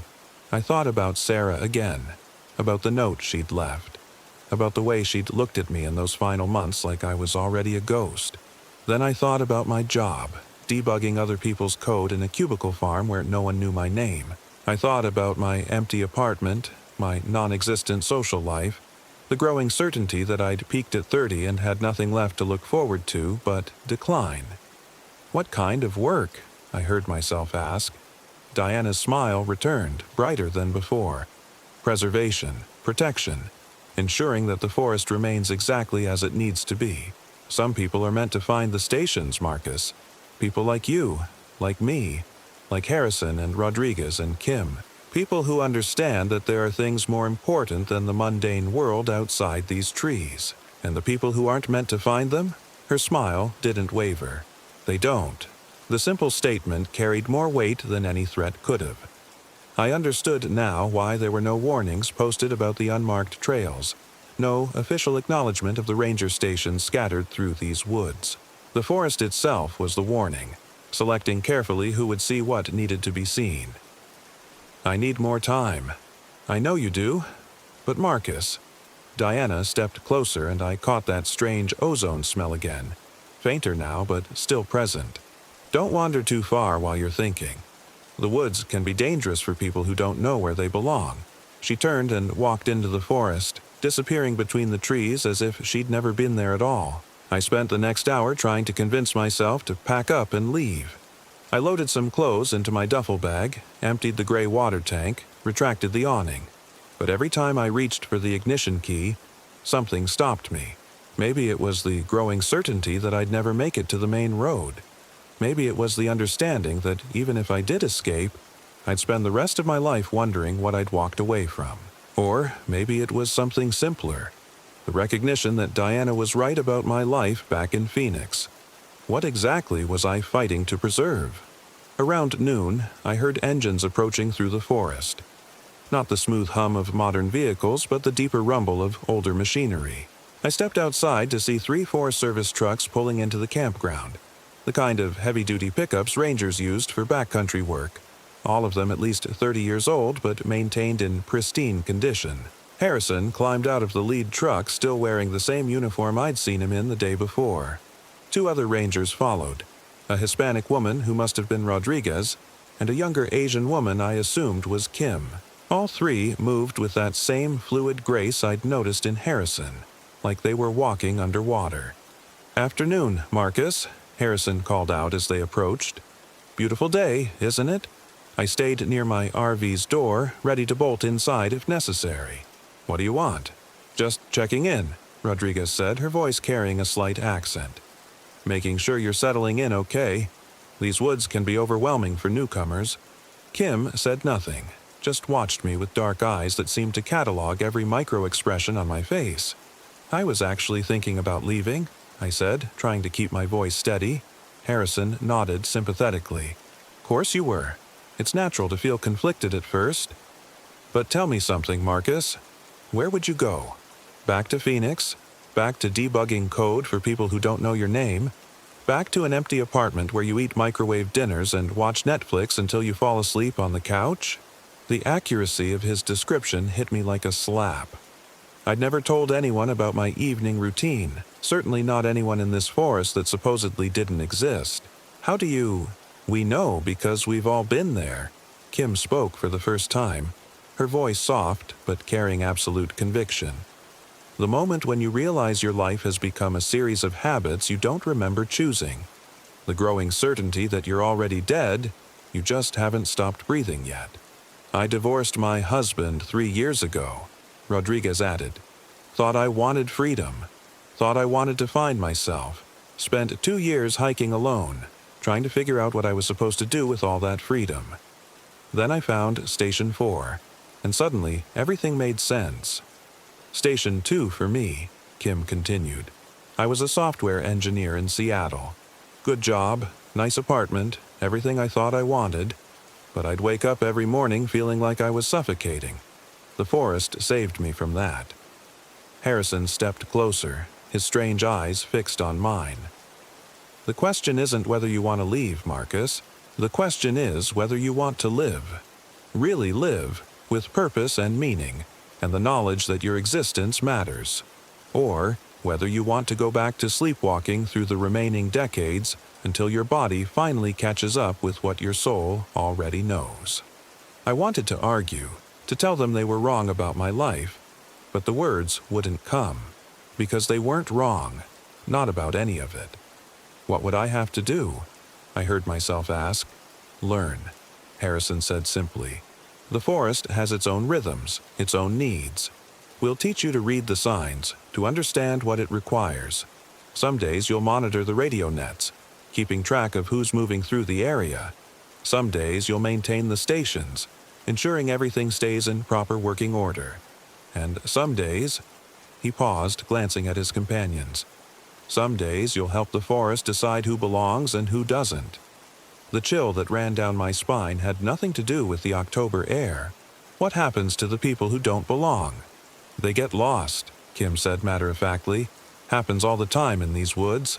Hikers take the wrong trail, lose their way, never make it back to their cars. Tragic, really. But the forest knows what it's doing." "You're talking about murder. We're talking about natural selection," Rodriguez corrected. "The forest has been here for millions of years, Marcus. Humans are the newcomers. Some of us learn to work with it, to become part of something larger than ourselves. Others, she shrugged, others provide different services. Harrison checked his watch, an old analog model that looked like it had been issued by the Forest Service decades ago. We need to get back to our stations. Radio check in 2 hours. But Marcus? He fixed me with that unsettling stare again. Think carefully about what we've offered. This opportunity won't come again. They climbed back into their trucks and drove into the forest, following paths that I was certain hadn't existed moments before. I watched until the sound of their engines faded into the distance, then sat heavily in my camp chair. My hands were shaking again. I tried to tell myself this was all an elaborate hoax, that I was the victim of some twisted psychological experiment or underground reality show. But the more I thought about it, the less sense that made. Who would go to such lengths? Who had the resources to build fake ranger stations and recruit multiple actors to mess with one random camper? And if it was real, if I really had stumbled into some kind of supernatural preserve where missing hikers became forest guardians, what did that mean for me?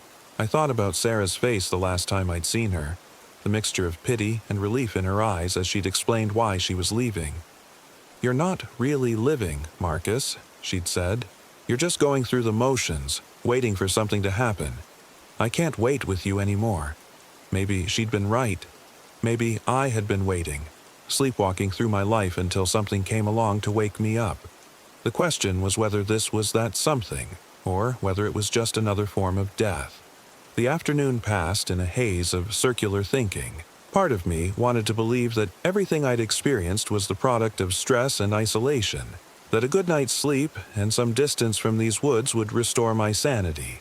But another part, a part that was growing stronger by the hour, whispered that I'd found exactly what I'd been looking for: purpose, meaning, a place where I mattered. At 3:00 p.m., I heard the radio chatter begin again. This time, I didn't fight it.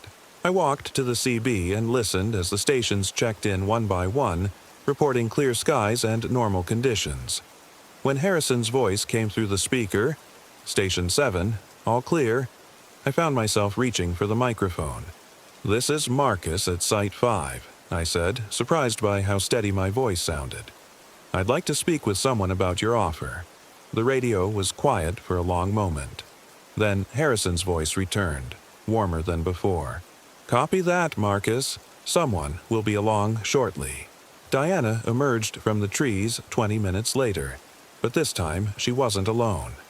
A young man followed her, maybe 25, with the kind of outdoorsy good looks that belonged in EI catalogs. He moved with the same fluid grace as the others, but there was something different about him. Something nervous and excited, like a kid on Christmas morning. "Marcus, I'd like you to meet David," Diana said as they approached. "He's our newest recruit. Found Station 6 just last month." David grinned and extended his hand. "Great to meet you, man. Diana's told me a lot about you." I shook his hand, noting that his skin felt slightly too warm, like he was running a low fever. "How long have you been here?"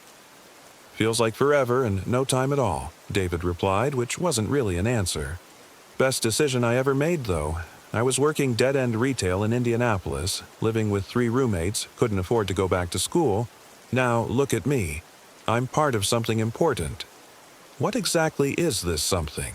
Diana and David exchanged a look that might have been meaningful or might have been nothing at all. "Why don't we show you?" Diana suggested. "There's a meeting tonight at Station 1, the main hub. All the station commanders will be there, plus some of the newer recruits. You can ask all the questions you want. And if I decide this isn't for me, then you're free to leave," Diana said, but something in her tone suggested that freedom might be more complicated than it sounded. David laughed. "Trust me, you won't want to leave. Once you see what we're really doing here, once you understand how the forest actually works, you'll wonder why you ever wanted to live any other way." They left me with directions to Station 1. Follow the trail behind Site 3 for 2 miles, turn left at the lightning-struck oak, continue until you smell wood smoke, and a time, 8:01 p.m. sharp. Diana mentioned that I should bring a change of clothes and anything else I might need for an overnight stay. Just in case the meeting runs late, she explained. But again, there was that undertone suggesting the overnight stay might not be optional. As evening approached, I found myself packing a small bag almost automatically. Change of clothes, toiletries, my wallet and phone, though the phone was useless here, a bottle of water. The motions felt familiar, like I'd done this many times before. At 7:30, I locked up the RV and started walking.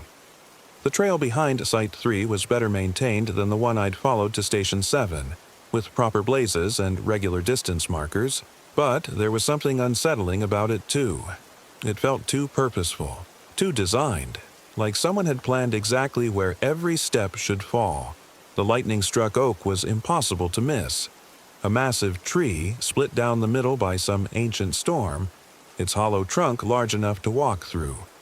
Strange symbols had been carved into the bark around the opening. Not graffiti or trail markers, but something older and more deliberate. They reminded me of petroglyphs I'd seen in Arizona, all curves and spirals that seemed to suggest meaning without quite revealing it. The left turn took me down a steep slope into a narrow valley I hadn't seen on any topographic map. The trees here were enormous, old-growth oaks and maples that must have been standing when the first European settlers arrived in Indiana. Their canopy was so thick it blocked out the stars, leaving only narrow corridors of sky visible between the branches. I smelled the wood smoke before I saw the lights. Station 1 sat in a natural amphitheater carved out of the hillside, surrounded by a ring of standing stones that looked far older than any human settlement in this part of the continent. The building itself was larger than Station 7, a two-story log structure with multiple chimneys and warm light spilling from every window. Smaller cabins dotted the surrounding area, connected by well-worn paths and flickering lanterns. It looked like a village. People moved between the buildings, dozens of them, all wearing the same Forest Service uniforms I'd seen on Harrison and his team, men and women of all ages, all carrying themselves with that distinctive, fluid grace that marked them as different from ordinary humans. As I descended into the amphitheater, I began to make out individual faces. Some looked familiar. I was certain I'd seen several of them in old newspaper photos of missing hikers, the kind of stories that made the back pages of local papers before being forgotten. Others were complete strangers, but all of them wore the same expression of serene contentment that I'd noticed in David. They'd found their purpose. Harrison met me at the edge of the village, his smile more genuine than I'd ever seen it. "Marcus, glad you could make it. Welcome to the heart of our operation." He led me through the settlement, pointing out various buildings and their functions. The main station housed radio equipment that could reach anywhere in North America, plus computers running programs I didn't recognize. The workshops produced everything from trail markers to specialized equipment I couldn't identify. The library contained maps, journals, and historical records dating back centuries. "How long has this been here?" I asked. "The stones are pre-Columbian," Harrison replied. "Native Americans knew this was a special place long before European settlers arrived. The first European structure was built in 1847, a trading post where the current main station stands. It's grown steadily since then. And the Forest Service knows about it?" Harrison's smile became enigmatic. "The Forest Service is us, Marcus. Has been for decades. Oh, there are still mundane rangers working the public areas, handling the tourists and day hikers, but the real decisions, the important work, that's all done here." We approached the main building, where people were gathering for the meeting. I recognized Diana and Rodriguez among the crowd, along with Kim and David. But there were at least 30 others, maybe more, all of them watching me with expressions of friendly curiosity. "The new recruit!" someone called out, and there was a ripple of laughter through the crowd. "Marcus," Harrison announced, "meet your new family." The word hit me like a physical blow. Family. When was the last time I'd belonged to something that felt like family? When was the last time I'd walked into a room and felt welcomed rather than tolerated? The meeting itself was unlike anything I'd expected. No robes or chanting, no sacrificial altars or occult symbols. Just a group of people sitting in comfortable chairs around a large fireplace, discussing the practical aspects of forest management like any other government agency. They talked about trail maintenance schedules, wildlife population surveys, weather monitoring protocols. They reviewed incident reports from the past month, hikers who'd gotten lost, campers who'd had equipment failures, tourists who'd wandered into areas they shouldn't have accessed. It all sounded perfectly normal until you listened closely to what they weren't saying. The hiker who'd gotten lost had actually been led deeper into the forest after asking too many questions about the unmarked trails. The camper with equipment failure had been filming everything on his phone until his gear mysteriously stopped working. The tourists who'd wandered into restricted areas had been guided there by voices that sounded like their missing companions. The forest is selective, Rodriguez explained when I asked about the pattern. It knows who belongs and who represents a threat to the equilibrium we've worked so hard to maintain. What happens to the threats? They become part of the forest, Kim said simply. Everything here serves a purpose, Marcus. Trees, animals, soil, water, and people. Some people serve by maintaining the stations, others by ensuring our secrecy is preserved. The conversation moved on to other topics, supply schedules, communication protocols, personnel assignments, but I found myself fixated on that casual mention of people becoming part of the forest.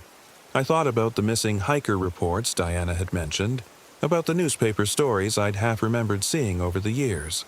How many people disappeared in national forests every year? Hundreds? Thousands? And how many of those disappearances were actually the work of places like this? Around 10:08 p.m., Harrison stood and called for attention. "Before we adjourn," he said, "we have a decision to make regarding our newest potential recruit." The room fell silent, all eyes turning toward me. I felt like a specimen under a microscope, being evaluated by criteria I didn't understand. "Marcus has seen too much to simply walk away," Harrison continued. "The question is whether he's ready to commit fully to our mission, or whether he needs more encouragement." "What kind of encouragement?" I asked, though I was afraid I already knew the answer. "The kind that removes other options," Diana said gently. "Sometimes people need help understanding that their old life is already over." Kim stood up and moved to a window, peering out into the darkness. "We could arrange an accident on the way back to his campsite. Make it look like he got lost, fell into a ravine. Happens all the time in these woods. Or, Rodriguez suggested, we could let him return to his RV, but ensure that mechanical problems prevent him from leaving. A few days of isolation usually clarifies people's thinking." I realized with growing horror that they were discussing my murder as casually as they might debate lunch options. And the worst part was the expression on their faces. Not malicious or cruel, but genuinely concerned for my well-being. They honestly believed they were helping me. "I'll stay," I said quickly. I want to join. This is what I've been looking for." Harrison studied my face with those penetrating eyes. "Are you certain, Marcus? Once you commit, there's no going back. You'll be cutting all ties with your previous life. No contact with friends or family, no return to Phoenix, no connection to the world outside these woods." I thought about my empty apartment, my meaningless job, my non-existent social life. What ties was I actually cutting? What would I be giving up that I hadn't already lost? "I'm certain," I said, and meant it. The room erupted in applause, and suddenly I was surrounded by people offering congratulations and welcoming me to the family. Someone handed me a glass of something that tasted like honey and burned like whiskey. Someone else produced a Forest Service uniform in my size, complete with a name tag that read M. Chen. Not my real name, but close enough to feel personal. "Welcome home, Marcus," Diana said, pulling me into a hug that felt surprisingly warm and genuine. For the first time in years, I felt like I belonged somewhere. The orientation process took 3 days. They moved me from my RV to a small cabin near the main station, furnished with everything I'd need for my new life. The first day was spent on basic training, radio protocols, trail navigation, forest management techniques. The second day covered more specialized skills, how to identify people who might pose security risks, techniques for discouraging unwanted exploration, methods for ensuring that problematic individuals never made it back to their vehicles. The third day was my first field assignment. "Simple job," Harrison explained as we hiked through the pre-dawn darkness, family camping at the public campground on the north side. Father's been asking questions about the unmarked trails, showing people photographs he took of trailblazers that aren't supposed to exist. We need to redirect his curiosity. We reached a position overlooking the campground just as the sun was rising. Through binoculars, I could see a man in his 40s setting up a camp stove while his wife and 2 young children slept in a tent nearby. He looked like any other suburban dad on a family camping trip. Polo shirt, khaki shorts, expensive hiking boots that had never seen a real trail. "What's the plan?" I asked. "You're going to approach him," Harrison said. "Tell him you're a ranger conducting a safety check. Mention that there have been bear sightings in the area he's been exploring. Suggest he stick to the marked trails for his family's safety. And if he doesn't listen," Harrison's smile was cold as winter wind, "then we'll have to ensure his family's safety through other means." I walked into that campground knowing I was crossing a line I could never uncross. The man, his name was Bill Patterson according to his permit, was friendly and talkative, eager to share his excitement about the hidden trails he'd discovered. He showed me photos on his phone, trailblazers, old markers, even a distant shot of what might have been Station 3. "It's like there's a whole other trail system out there," he said enthusiastically. "My GPS shows nothing, but someone's definitely maintaining these paths. You guys doing some kind of pilot program?" I fed him the lines Harrison had coached me on. Bear sightings, safety concerns, the importance of staying on approved trails.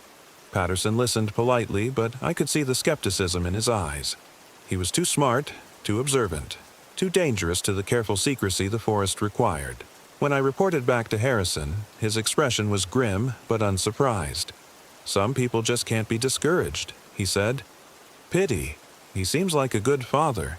That night, Bill Patterson left his tent to investigate strange sounds in the woods. His family woke to find him missing, his footprints leading into the forest and simply stopping. The search and rescue operation lasted 4 days, with teams from 3 counties combing the area. They never found a trace of him. His wife and children packed up and left on the 5th day, devastated and confused, but alive. The forest had taken what it needed and left the rest. I told myself it was necessary. I told myself that Bill Patterson had made his own choice when he'd refused to heed the warnings. I told myself that some secrets were worth killing to protect. But when I closed my eyes, I saw his children's faces as they called for their daddy in the woods. The months that followed blurred together in a haze of routine punctuated by moments of horror. Radio checks every morning and evening. Trail maintenance on Tuesdays and Fridays. Equipment servicing on weekends. And once or twice a month, special assignments that ended with someone disappearing from the forest forever. A solo backpacker who'd found Station 5 and tried to photograph it. A group of college students who'd discovered the stone circle and thought it would make a great Instagram location. A journalist investigating the unusually high number of missing persons cases in Hoosier National Forest. All of them became part of the forest in the end. I learned to live with the guilt by focusing on the purpose Diana and the others kept emphasizing. We were protectors, guardians of something ancient and important. The forest had chosen us to preserve its secrets, to maintain the balance between the mundane world and the deeper mysteries that most people were never meant to understand. It helped that my new life was genuinely fulfilling in ways my old existence had never been. The work was meaningful. The community was supportive, and for the first time in years I felt like I was part of something larger than myself. The other station commanders became the family I'd never had, united by shared purpose and mutual dependence. Sarah became a distant memory, along with Phoenix and debugging code and microwaved dinners. That life felt like something I'd dreamed rather than lived, insubstantial and gray compared to the vivid reality of my forest existence. But late at night, alone in my cabin, I sometimes heard voices in the wind, children calling for their father, Wives searching for missing husbands, mothers weeping for sons who'd never come home. The forest kept their voices along with everything else, preserving them in the spaces between the trees where time moved differently and the laws of the outside world held no power. 6 months after my recruitment, I was promoted to Assistant Commander of Station 7. A year later, I was given my own station to manage, Station 9, a new installation deep in the most remote section of the forest. It was an honor, Harrison explained, reserved for those who'd proven their absolute loyalty to the mission. My first solo assignment came 2 weeks later. A young woman, maybe 25, hiking alone through my sector. She'd been asking questions at the visitor center about historical sites in the forest, showing particular interest in Native American settlements and early European trading posts. Her permit said she was a graduate student in anthropology, working on her dissertation about frontier interactions with indigenous peoples. Her name was Jessica. I watched her through binoculars as she made camp in a small clearing about a mile from Station 9. She moved with the confidence of someone comfortable in the wilderness, setting up her tent and organizing her gear with practiced efficiency. She was pretty in an outdoorsy way. Short blonde hair, athletic build, the kind of easy smile that probably made her popular with her professors and fellow students. She reminded me of Sarah. That night, I lay awake in my bunk listening to her voice carry through the trees as she recorded notes into a digital recorder. She was excited about something she'd found, some correlation between historical records and physical evidence that supported her thesis about trade relationships between European settlers and local tribes. She was smart, enthusiastic, dedicated to her research. She was exactly the kind of person the forest couldn't allow to continue digging into its secrets. The next morning, I approached her camp wearing my ranger uniform and carrying a clipboard. She greeted me with that bright smile and offered coffee from her camp stove, chattering excitedly about her research and the amazing historical sites she'd been documenting. "I'm particularly interested in the trading post mentioned in the 1847 territorial surveys," she said, pulling out a folder of photocopied documents. "The records indicate it was somewhere in this area, but I haven't been able to locate any physical remains." My blood ran cold. She was looking for Station 1. Trading post? I kept my voice casual. "I'm not familiar with any historical sites in this sector." "Oh, it's definitely here somewhere. The survey notes are very specific about the landmarks. A natural amphitheater surrounded by standing stones, near a creek that runs north-south through a valley. I've got GPS coordinates extrapolated from the 19th century measurements." She showed me her map, and I saw with growing dread that her projected search area encompassed the entire village. If she continued following her research, she'd stumble onto the hidden community within days. "Miss," I glanced at her permit. "Miss Rodriguez, I hate to be the bearer of bad news, but this area is going to be closed for the next few weeks. We've had some confirmed bear sightings, including a sow with cubs. For your safety, I'm going to have to ask you to relocate to a different section of the forest." Jessica's face fell. "Oh no, I've got limited time here. I'm flying back to California on Sunday. Is there any way I could get a special permit? I'm not planning any dangerous activities, just documentation and photography. I'm sorry, but safety regulations are non-negotiable. I can recommend some excellent historical sites in the southern section. Actually," she interrupted, her smile returning, "I might have found something already. Yesterday evening I discovered a trail that's not on any of the current maps. The blazes look old, but the path is clearly maintained. It seems to head directly toward where I think the trading post should be." My heart started hammering against my ribs.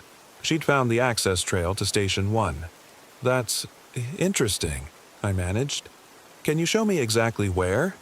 She led me to the trail entrance, hidden among a stand of pine trees about 50 yards from her campsite.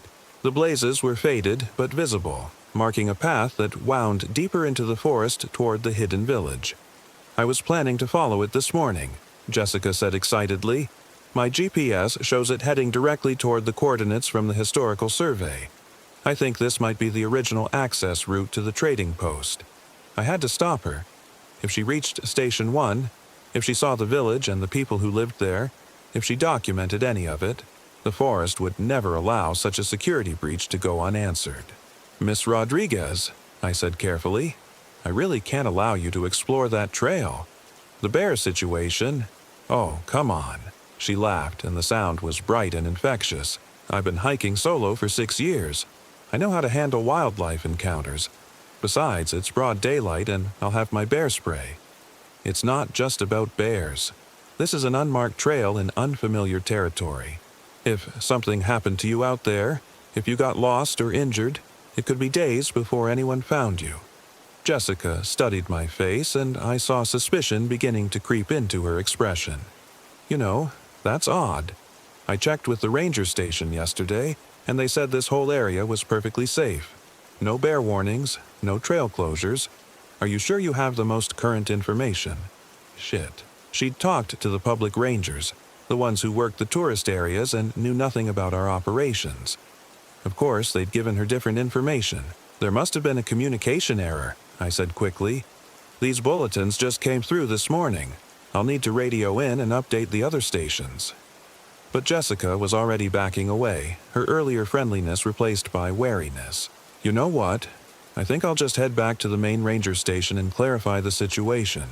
Get the bear warnings directly from them." "Wait." She was already walking toward her camp, moving with purpose. I followed, my mind racing through options. If she reached the main road, if she talked to the public rangers about our conversation, they'd start asking questions about unauthorized personnel in the backcountry. The whole careful deception that kept our operations secret could unravel. I couldn't let that happen.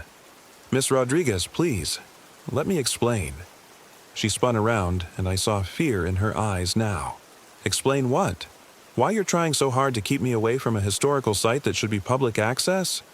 Why your information doesn't match what the official rangers told me yesterday?" "It's complicated." "No, it's not." She was backing toward her tent, hands fumbling for something in her jacket pocket. "You're not a real ranger, are you? What are you doing out here?" I should have let her go. Should have radioed Harrison and let him handle the situation through official channels. Should have walked away and trusted that the forest would deal with the problem in its own way. Instead, I did what 6 months of training had conditioned me to do. I protected the secret.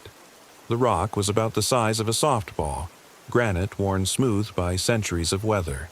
It fit perfectly in my hand as I picked it up from beside the trail. Jessica saw me grab it and started to run, but she was looking over her shoulder and didn't see the exposed root that caught her foot. She went down hard, her head striking another rock with a sound like a wooden spoon hitting a watermelon. The forest went silent around us. I knelt beside her still form, checking for a pulse I knew I wouldn't find. Blood pooled beneath her blonde hair, dark against the fallen leaves.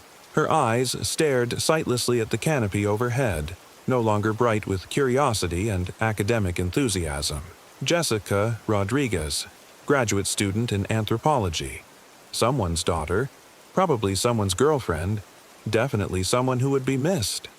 In 3 days, when she failed to return from her hiking trip, people would start looking for her. They'd find her campsite, her research materials, her carefully plotted GPS coordinates, but they wouldn't find her body. The forest was very good at disposing of inconvenient evidence. I radioed Station 1 and reported the incident in the coded language we used for such situations. "Package delivery complete," I said into the handset. "Cleanup required at grid reference 4-7 Alpha." Harrison's voice crackled back through the static. "Understood, Station 9. Cleanup crew en route. Well done. Well done." As if I'd just completed routine maintenance instead of murdering an innocent woman whose only crime was academic curiosity. The cleanup crew arrived 2 hours later, Rodriguez and Kim, along with 2 men I didn't recognize. They worked with practiced efficiency, wrapping Jessica's body in a tarp and loading it onto an ATV. One of them gathered her research materials and camping gear, while another swept the area for any evidence of struggle. "First time?" Rodriguez asked as they prepared to leave. I nodded, not trusting my voice. "It gets easier," she said, not unkindly. "You did what had to be done. The forest will remember your service." After they left, I sat alone in the clearing where Jessica had died, staring at the dark stain her blood had left on the granite. Somewhere in the distance I could hear voices, not human voices, but something older and stranger, speaking in languages that predated human speech. The forest was singing, welcoming its newest addition to the choir of voices that whispered through the trees at night. I tried to feel satisfaction, or at least the peace that came with duty fulfilled.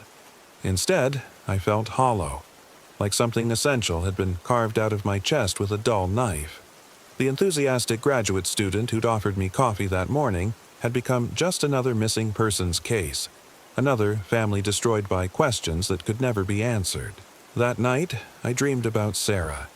Not the bitter, angry woman who'd left me in Phoenix, but the laughing girl I'd fallen in love with in college. She was standing in Jessica's campsite, wearing the same bright smile the graduate student had greeted me with. "You could have stopped this," she said in the dream. "You could have just walked away." "I couldn't," I replied. The forest doesn't make you kill people, Marcus. You choose to kill people. There's a difference." I woke with tears on my face and the taste of blood in my mouth. 2 years. 2 years since I'd walked into Hoosier National Forest looking for escape from a failed marriage and a meaningless life. 2 years since I'd discovered the stations and the people who maintained them, and the terrible purpose that gave their existence meaning.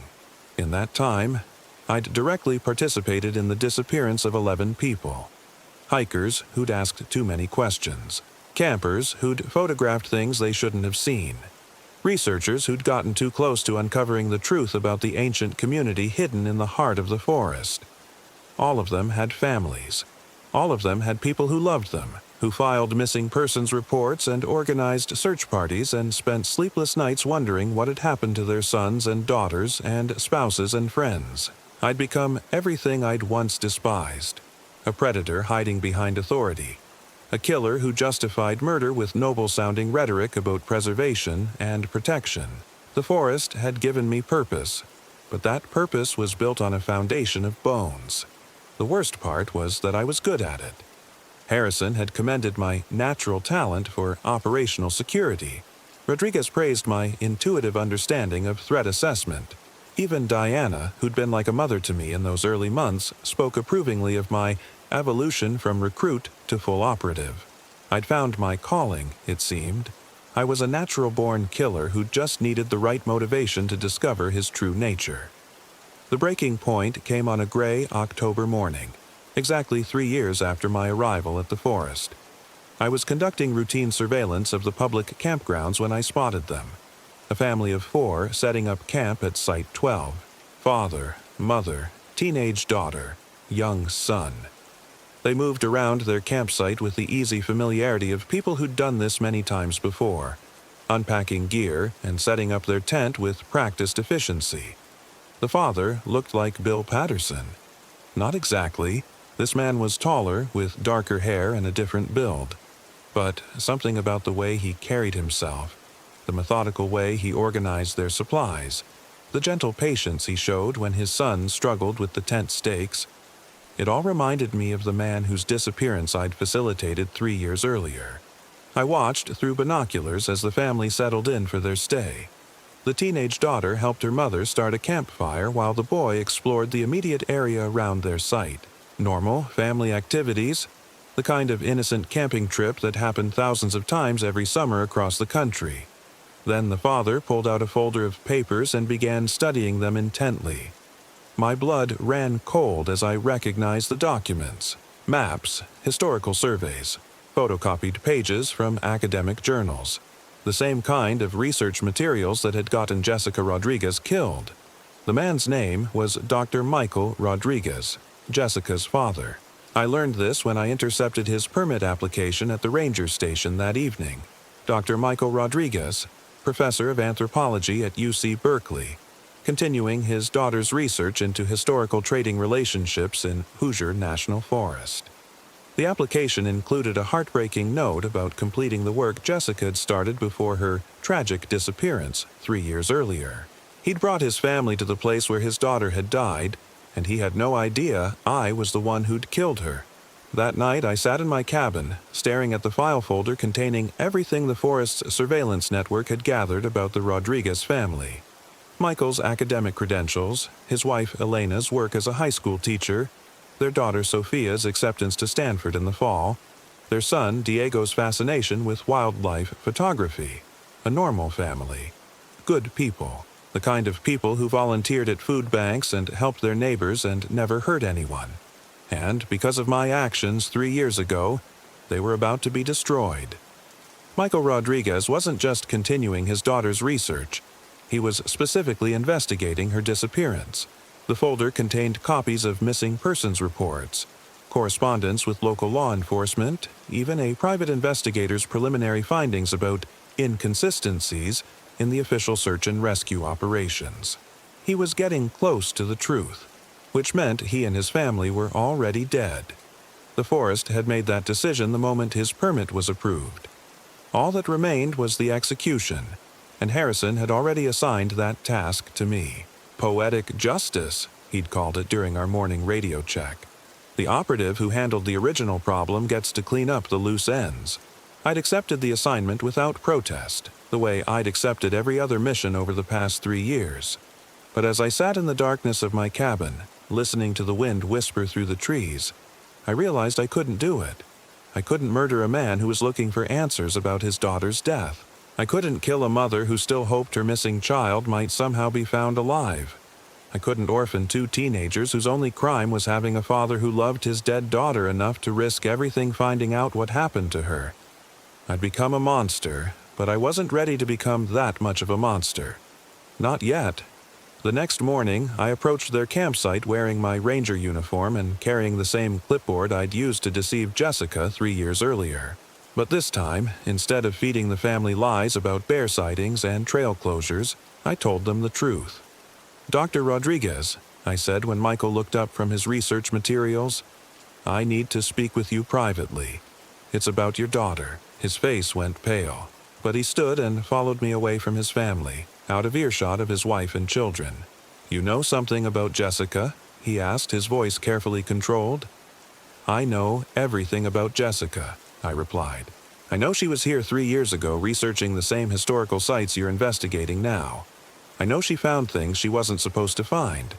And I know why she never made it home." Michael's hands clenched into fists.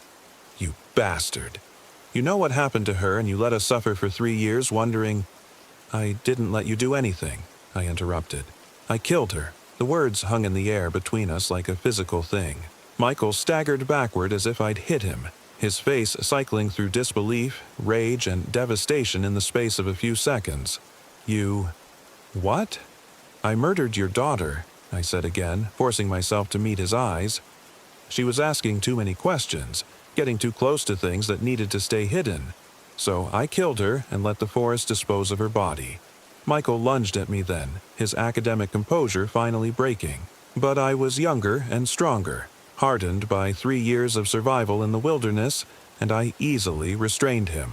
"Listen to me," I hissed in his ear as he struggled. "Your family is in danger. The same people who ordered me to kill Jessica have marked all of you for elimination. You have maybe 6 hours before they come for you." "Why are you telling me this?" he gasped. "Because I'm tired of being a killer," I said, surprised by the truth of it. "Because your daughter didn't deserve to die, and your family doesn't deserve to die, and maybe it's time I chose a different path." I released him and stepped back.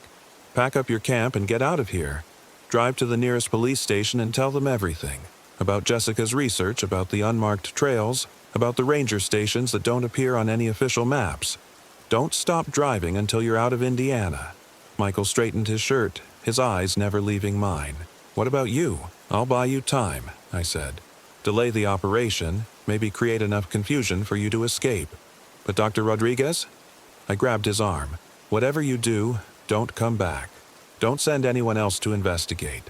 The forest has been killing people for over a century, and it's very good at covering its tracks. My daughter—" "Your daughter is gone," I said as gently as I could. "But your son and your other daughter are still alive. Focus on keeping them that way." I watched from the tree line as the Rodriguez family broke camp with frantic efficiency. Elena kept asking questions that Michael answered in Spanish too rapid for me to follow, but the urgency in his voice was unmistakable. Sofia and Diego sensed their parents' fear and worked without their usual teenage complaints, stuffing gear into bags and loading their car with desperate speed. They were packed and driving toward the main road within an hour. I gave them a 30-minute head start, then radioed Station 1. "Base, this is Station 9. We have a problem." Harrison's voice crackled back immediately. "What's your status, Station 9? The Rodriguez family has fled the area. They suspect surveillance and are heading for law enforcement contact." A long pause. When Harrison's voice returned, it was cold as January wind. "How did they become aware of surveillance, Station 9? "Unknown. Possibly outside intelligence. The father has been corresponding with a private investigator." Another pause, longer this time. In the background, I could hear multiple voices conferring in urgent whispers. "Station 9. Return to Station 1 immediately for debriefing." "Copy that, Base. En route." I packed my essential gear: water, first aid kit, the small amount of cash I'd accumulated over 3 years, and the .38 revolver Harrison had issued for emergency situations. Then I set fire to my cabin. The flames caught quickly in the dry autumn air, consuming 3 years of carefully constructed lies along with the building that had housed them. By the time the smoke was visible from Station 1, I was already hiking toward the forest's eastern boundary, following game trails and creek beds that wouldn't show up on any surveillance equipment. I had maybe 6 hours before they organized a full manhunt. 6 hours to cover 20 miles of wilderness and reach the state highway that marked the edge of the forest's influence. I'd never make it on foot, but I had an advantage they might not expect. I knew where they kept their vehicles. The motor pool was located in a concealed valley about 3 miles north of Station 1, hidden beneath camouflage netting and accessible only by a narrow dirt road that wound through seemingly impenetrable thickets. The Forest Service trucks, ATVs, and maintenance equipment necessary for operations were stored there under minimal guard. After all, who would be stupid enough to steal vehicles from a secret military installation in the middle of nowhere? Someone who had nothing left to lose, apparently. The guard was a recruit I didn't recognize, maybe 6 months into his service based on the newness of his uniform. He was sitting in a folding chair reading a paperback novel when I emerged from the trees behind him. "Sorry about this," I said, and hit him with a tire iron. He went down without a sound. I zip-tied his hands and feet with supplies from the maintenance shed, then dragged him out of sight behind a stack of spare tires. He'd live, assuming someone found him before hypothermia set in. The keys were kept in a locked box inside the main shed, along with fuel cards and maintenance logs. I selected a newish pickup truck with a full tank and 4-wheel drive. Something fast enough to outrun pursuit, but common enough to blend in once I reached civilization. As I drove through the forest on roads that appeared on no public maps, I tried not to think about what I was leaving behind. The community that had welcomed me when I had nowhere else to go. The people who'd become my family when my real family had abandoned me. The sense of purpose that had given meaning to my otherwise empty existence. All of it built on murder and deception, but it had been real nonetheless. I'd traded one kind of emptiness for another, and now I was trading that for... what?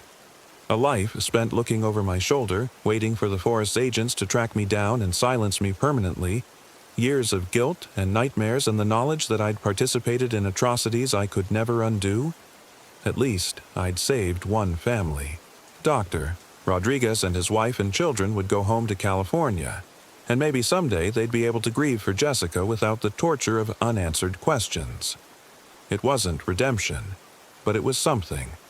The pickup's headlights illuminated the forest boundary marker at 3:47 a.m. Beyond it, Interstate 64 stretched east and west across the Indiana landscape, carrying late-night travelers toward Louisville and St. Louis and 1,000 other destinations where the forest's influence couldn't reach. I turned west, toward the anonymity of urban sprawl and the slim hope of disappearing into America's vast population of drifters and lost souls. Behind me, the forest receded into darkness, but I could feel its attention like a weight between my shoulder blades. I'd escaped its physical boundaries, but I would never truly be free of it.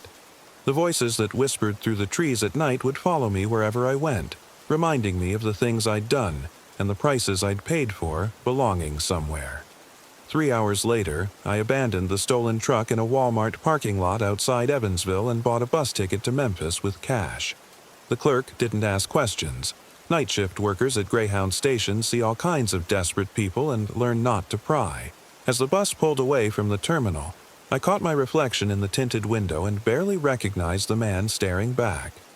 3 years in the forest had changed me in ways that went deeper than the weathered skin and lean muscle. Something fundamental had been broken inside me, some essential connection between action and consequence that normal people take for granted. I'd become capable of murder, and worse, I'd become good at it. The bus carried me south through the pre-dawn darkness, past sleeping towns and empty highways and the endless sprawl of American loneliness. Somewhere behind me, search teams were probably already fanning out through the forest, following my trail with the same methodical precision they'd used to hunt down Jessica Rodriguez and Bill Patterson and all the others. They might catch me eventually. The forest was patient and had resources I couldn't imagine. But, for now, I was free. Free to carry the weight of my crimes into whatever remained of my life. Free to live with the knowledge of what I'd become and what I'd lost in the process.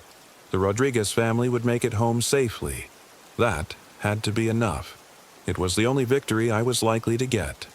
5 years later, I read about the discovery in a newspaper at a truck stop outside Bakersfield. Mass grave discovered in Indiana forest read the headline, above a story about construction workers who'd uncovered human remains while building a new visitor center at Hoosier National Forest. Dozens of bodies, the article reported, some of them decades old, others more recent. All of them showing signs of violent death. The FBI had taken over the investigation. Special agents were interviewing families of missing persons, reviewing old case files, trying to make sense of what looked like the largest serial killing site in Indiana history. There was no mention of ranger stations or secret communities or ancient agreements between federal agencies and things that lived in the deep woods. The official investigation would find evidence of human predators, but nothing supernatural. Nothing that couldn't be explained by ordinary evil and bureaucratic incompetence. The forest would survive. It always did. But maybe some families would finally get answers. Maybe some of the missing would finally be mourned properly, their bones laid to rest in marked graves instead of unmarked holes in the wilderness. It wasn't justice, but it was something. I folded the newspaper and walked back to my truck, another anonymous driver on another endless highway. The CB radio crackled with chatter from other travelers, weather reports, traffic conditions, the mundane communications of people living normal lives. None of them spoke my name or mentioned the forest or acknowledged the voices that still whispered in my dreams. I turned up the volume anyway, letting their ordinary conversations fill the cab and drown out the sound of wind through trees that existed only in memory now. It helped, sometimes. Not enough, but sometimes. The highway stretched ahead into the California desert, carrying me toward another nowhere place where a man with no past could disappear for a while longer. Behind me, somewhere in the darkness between what was and what could never be undone, the forest waited with infinite patience for my eventual return. Because that's what forests do. They wait, and they remember, and they never truly let you go.